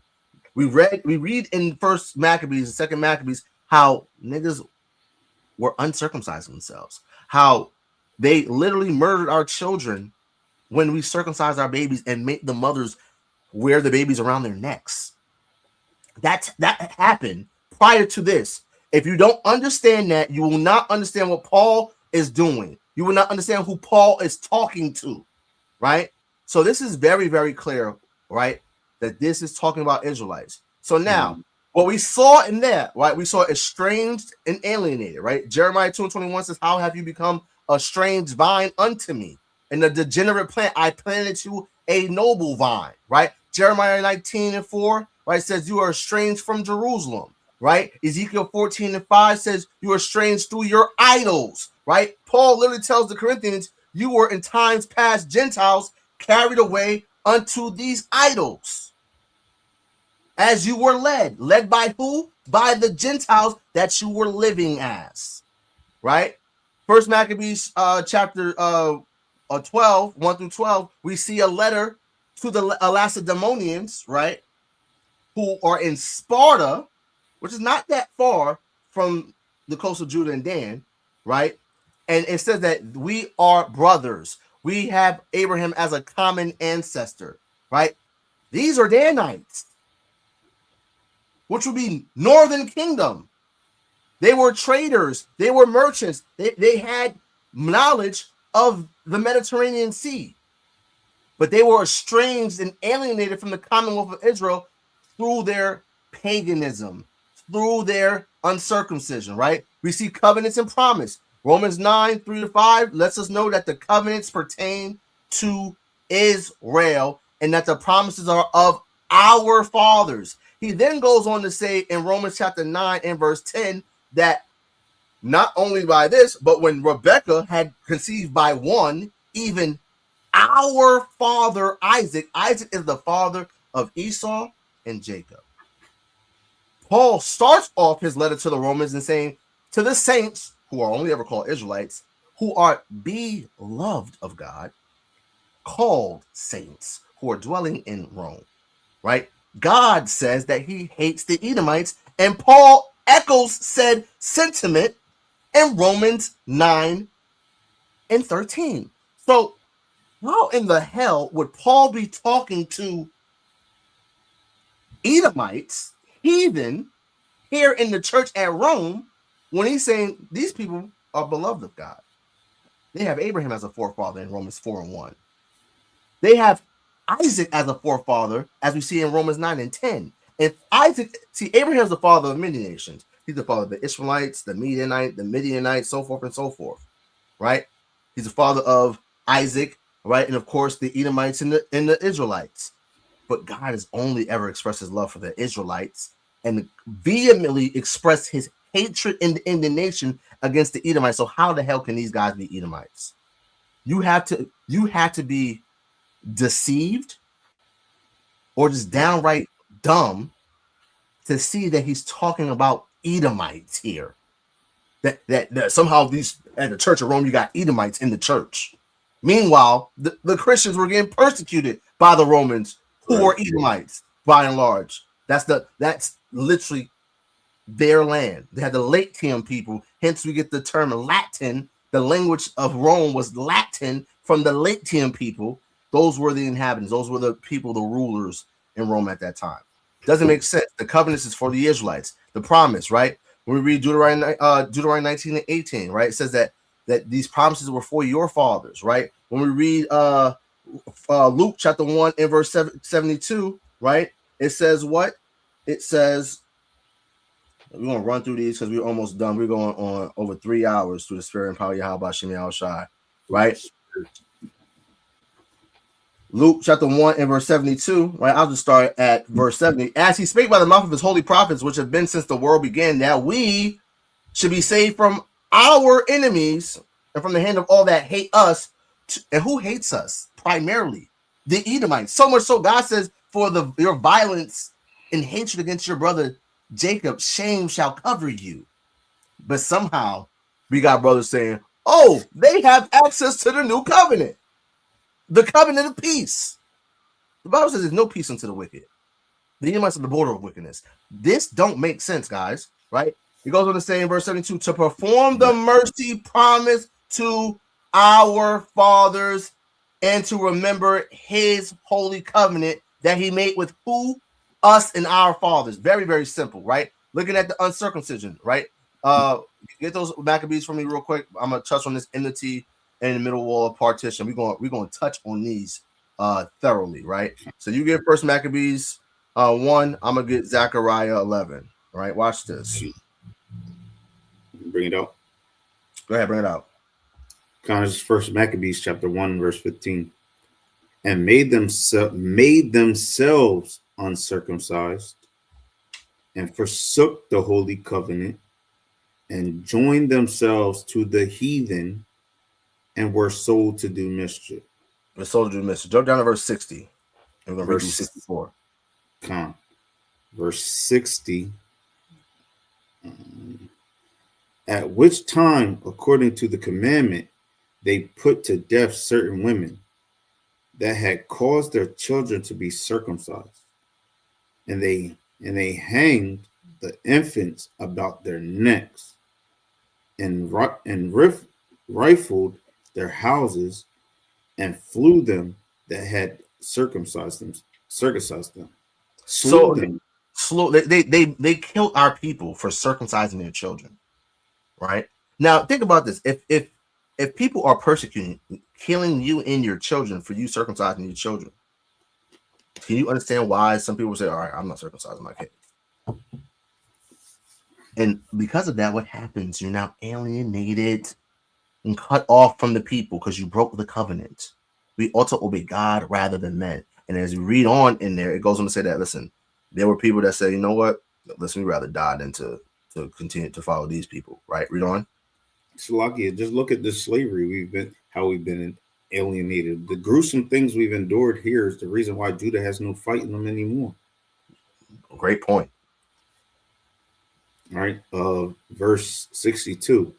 Howbeit, many in Israel were fully resolved and confirmed in themselves not to eat any unclean thing.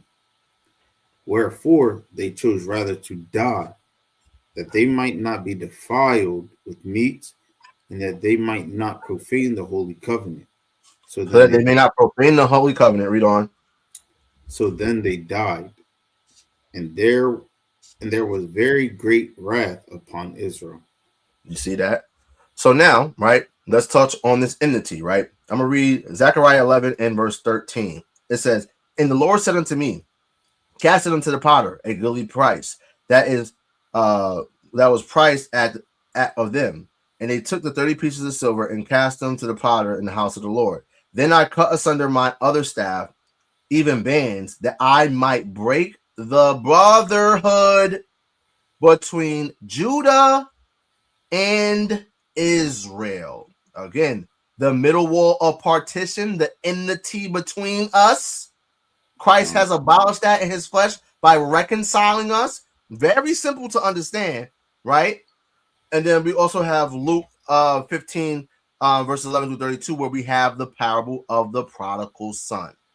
What happens with the parable of the prodigal son? You have two brothers. You have a father.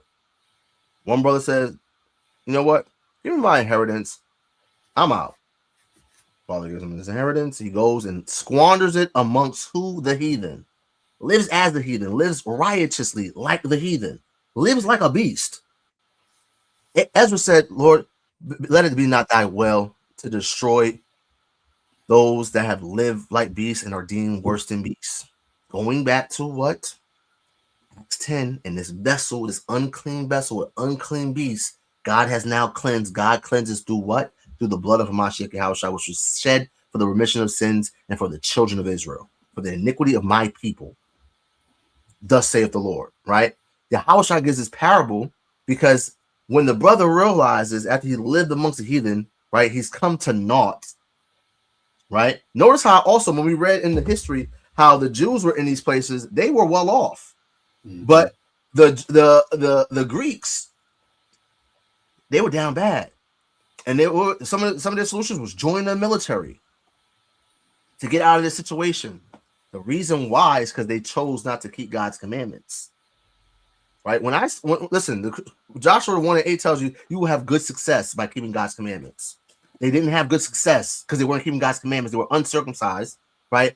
In flesh and in mind, following the heathen, and they go down bad, right? But now through Hamashiach Yahawashi's sacrifice, his blood was shed for the remission of sins of the children of Israel. They now have reconciliation and redemption through his blood, right? So when we look at the parable of the prodigal son, right?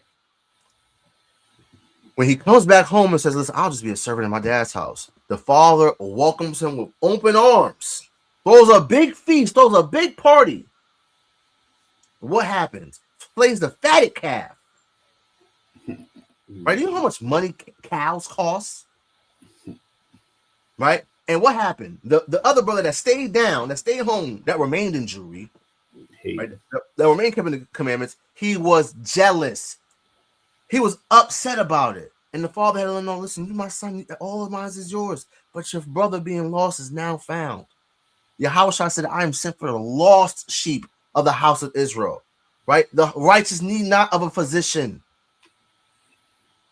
I've come to bring sinners to repentance. There's a reason why Yahawashi gave that parable. And if you don't understand those parables, if you don't hear his voice, it's because you're not one of his sheep. Many are called, you are chosen. And if you choose to be ignorantly, just to be dumb, right, and choose to be ignorant of all the history, all the scholarship that went into this understanding, went into this breakdown to demonstrate emphatically that not only Cornelius, but the rest of the Gentiles, the dispersed amongst the Gentiles, right, that these are who Paul and the other apostles were going to. It's abundantly clear. So now, even after the encounter with Cornelius, right, the apostles are still only teaching the Jews, i.e. the circumcision, right? We see this in Acts 11 and verse 19. Now they, which were scattered abroad upon the persecution that arose about Stephen, traveled to Phoenicia, which is, what is Phoenicia? Phoenicia. This is going to be very important in our Acts 17 breakdown, right? Again, you had Israelites living amongst the Canaanites, right? When Yahawashi told the apostles to not go into the way of the Samaritans, right? Don't go to the Gentiles, but go rather to the lost sheep of the house of Israel. Why was he in the coast of Tyre and Zidon? Because there was lost sheep there, right? Phoenicia. It would be Byblos, Tyre, Sidon, all these cities, right? Cyprus, again, which is right off the shores of Israel, right? And Antioch. We read about in the history of Antioch how many Jews there were in Antioch, right? Preaching the word to none but the Jews only, right? Then we see in Acts 13, it says, then Paul and Barnabas waxed bold and said, it is necessary that the word of God should first be spoken unto you. But seeing you put it from you and judge yourselves unworthy of everlasting life, we turn to the Gentiles. Who are these Gentiles? These Israelites who have been Hellenized. These Gentiles are Hellenized Jews / Israelites. Point blank, period. Right? So again, let's go. Let's do a quick recap, right? Cornelius, is he an Israelite or an Edomite? Right? We demonstrated how, again, Caesarea, right? It started off as a Phoenician city, right? Cornelius lives there in Caesarea, right? He's described as devout. He fears God, right? He gave many alms to the people, and he had a good rapport amongst them. He was uncircumcised. We just read about the circumcision, right? Caesarea, again, originally a Phoenician city and colony, Stratton's Tower, right? Conquered by our people, the Hasmoneans, right? Under Herod, when he came into power, right, he built it up to the metropolis that it was as a Roman administrative trade hub, right? And this was almost like the administrative capital at this point in time. Josephus attests to tens of thousands of Jews living in Caesarea. Tensions between Jews and Syrians, who are called Greeks, they were Hellenized. And in every locality, we see that you had Jews and you had Israelites who became assimilated amongst the Greeks, assimilated amongst the Gentiles, and hence they were called what? Gentiles or Greeks. During Hellenization, right? Our people uncircumcised themselves and left their children uncircumcised, either through force or through just wanting to be like the heathen, right? Again, the word Hellen is used in reference to anyone that came under Greek culture and influence and paganism, right? Again, here's Josephus attesting to the fact that you have tens of thousands of Jews in Caesarea, right? He fixtures in the Hellenic institutions is the gymnasia where they would train naked, pause, crazy, right? And the young men, the ephebos, were trained in the ephebion, which were finishing schools, where they were trained in what? The military, philosophy, and literary studies.